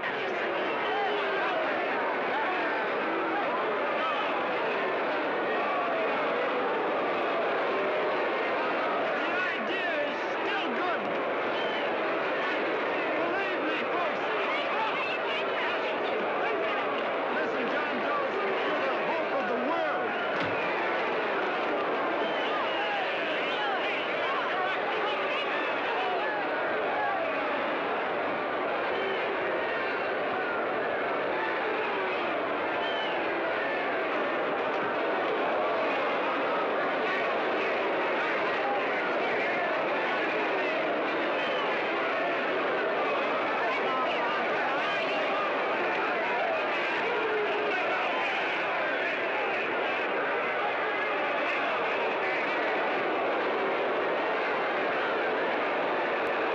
He's finally managed to get him out of the park. But if that boy isn't hurt, it'll be a miracle. Ladies and gentlemen, this certainly looks like the end of the John Doe movement. Well, boys, you can chalk up another one to the Pontius pilots.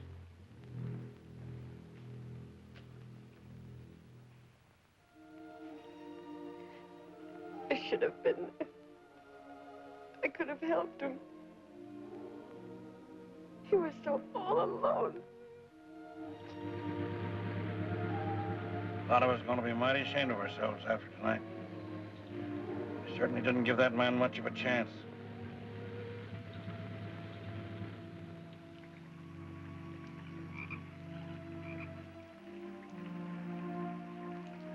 Have some more coffee, Long John?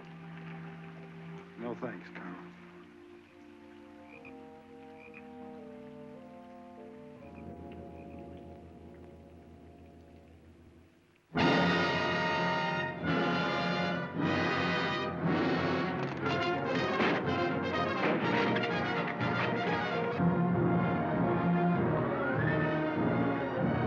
Racketeer, liar, cheat, imposter. Why don't you jump? Christmas Eve at midnight. Bye, Mr. Doe. You're a wonderful man. And God bless you, my boy. Now get in there and catch him. You're a fake John Doe, and I can prove it. You're the big hero who's supposed to jump off tall buildings and things. You remember? What do you suppose your precious John Does will say when they find out that you never had any intention of doing it, that you were being paid to say so? Christmas Eve at midnight.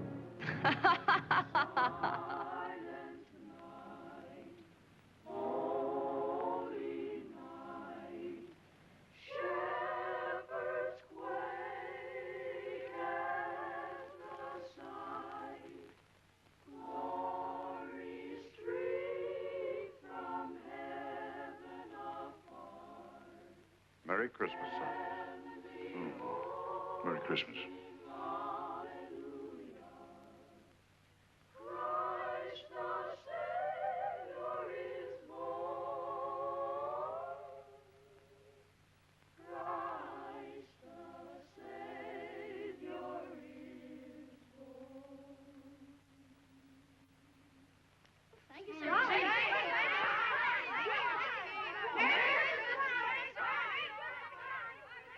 Who?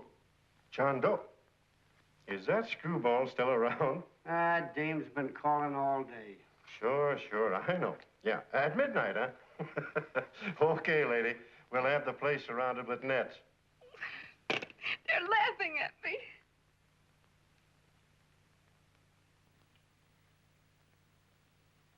You're a sick girl, Anne. You better take it easy.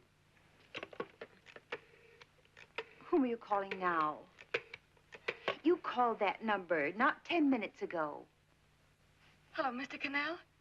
Have you seen him yet? Now listen, Ann, he can't possibly get in without our seeing him. I'm watching the side door and the colonel's out front, so stop worrying. Oh. Thank you.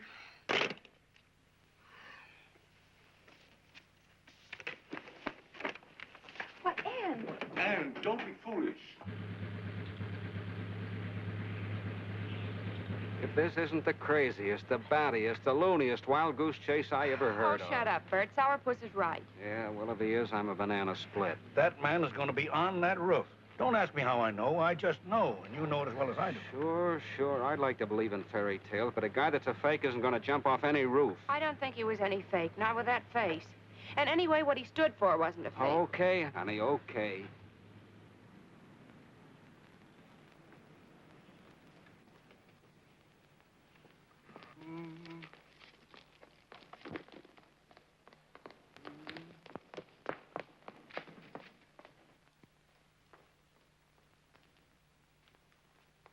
Elevators ain't running.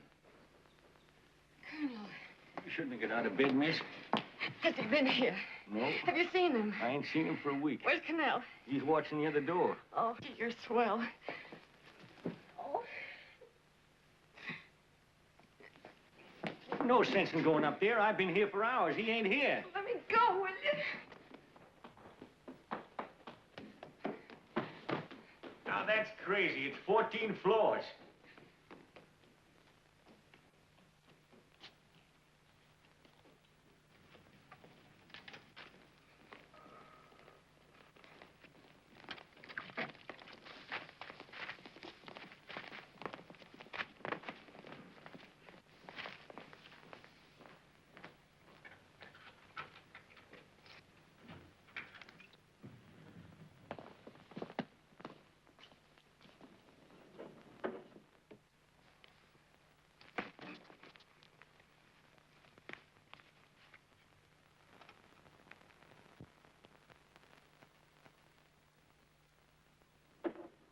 far as the elevator goes.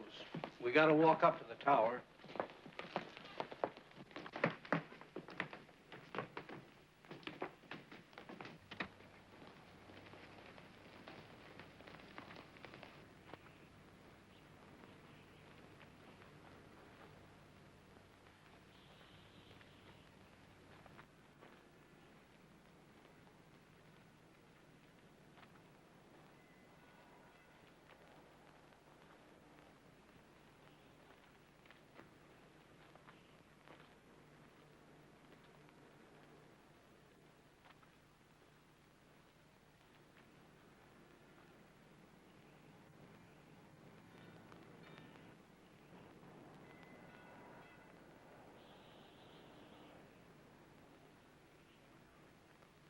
That tramp is probably full of Christmas cheer and asleep in some flop house. Let's go. I've got to decorate my tree.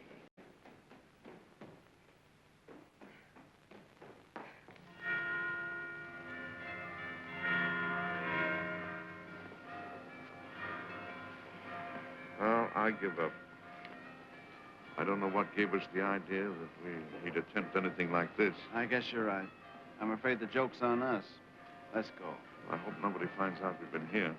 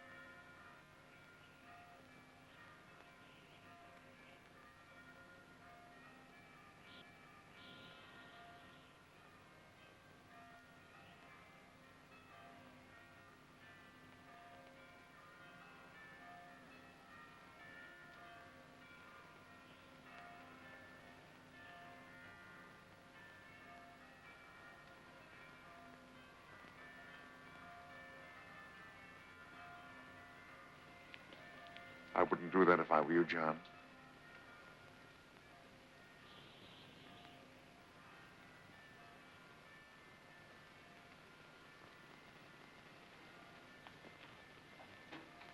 It'll do you no good. The mayor has policemen downstairs with instructions to remove all marks of identification you may have on your person. You'll be buried in Potter's Field, and you will have accomplished nothing.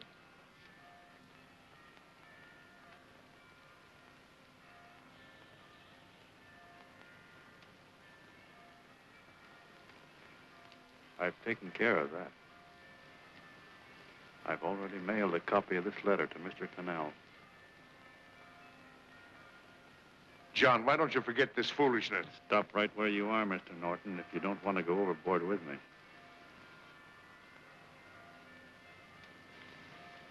I'm glad you gentlemen are here. You killed the John Doe movement, all right. But you're going to see it born all over again.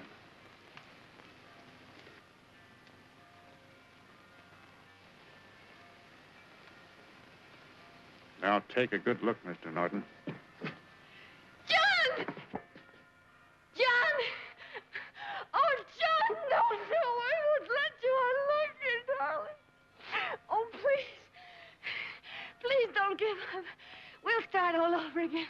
Just you and I. It isn't too late. The John Doe movement isn't dead yet. You see, John, it isn't dead or they wouldn't be here. It's alive in them. They kept it alive by being afraid of. That's why they came up here. Oh, darling. and killed it was dishonest. But we can start clean now. Just you and I. It'll grow, John, and it'll grow big because it'll be honest this time. Oh, John, if it's worth dying for, it's worth living for. Oh, please, John. Oh. Oh, please, please, God, help me. John, look at me. You want to be honest, don't you? Well, you don't have to die to keep the John Doe idea alive. Someone already died for that once. The first John Doe. And he's kept that idea alive for nearly 2,000 years. It was he who kept it alive in them. And he'll go on keeping it alive forever and always. For every John Doe movement these men kill, a new one will be born. That's why those bells are ringing, John. They're calling to us. Not to give up, but to keep on fighting, to keep on pitching. Oh, don't you see, darling? This is no time to give up. You and I, John, we... Oh, no. No, John. If you die, I want to die, too. Oh, I love you. Oh, John.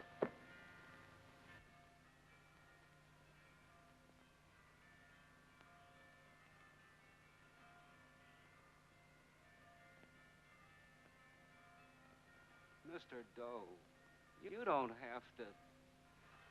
We're with you, Mr. Doe. We just lost our heads and acted like a mob. What Bert's trying to say is that we need you, Mr. Doe. There were a lot of us that didn't believe what that man said. We were going to start up our John Doe Club again, whether we saw you or not, weren't we, Bert? And there were a lot of others that were going to do the same thing. Well, Mr. Sourpuss even got a letter from his cousin in Toledo. I got it right here, Mr. Doe. Only it'd be a lot easier with you. Please. Please come with us, Mr. Doe.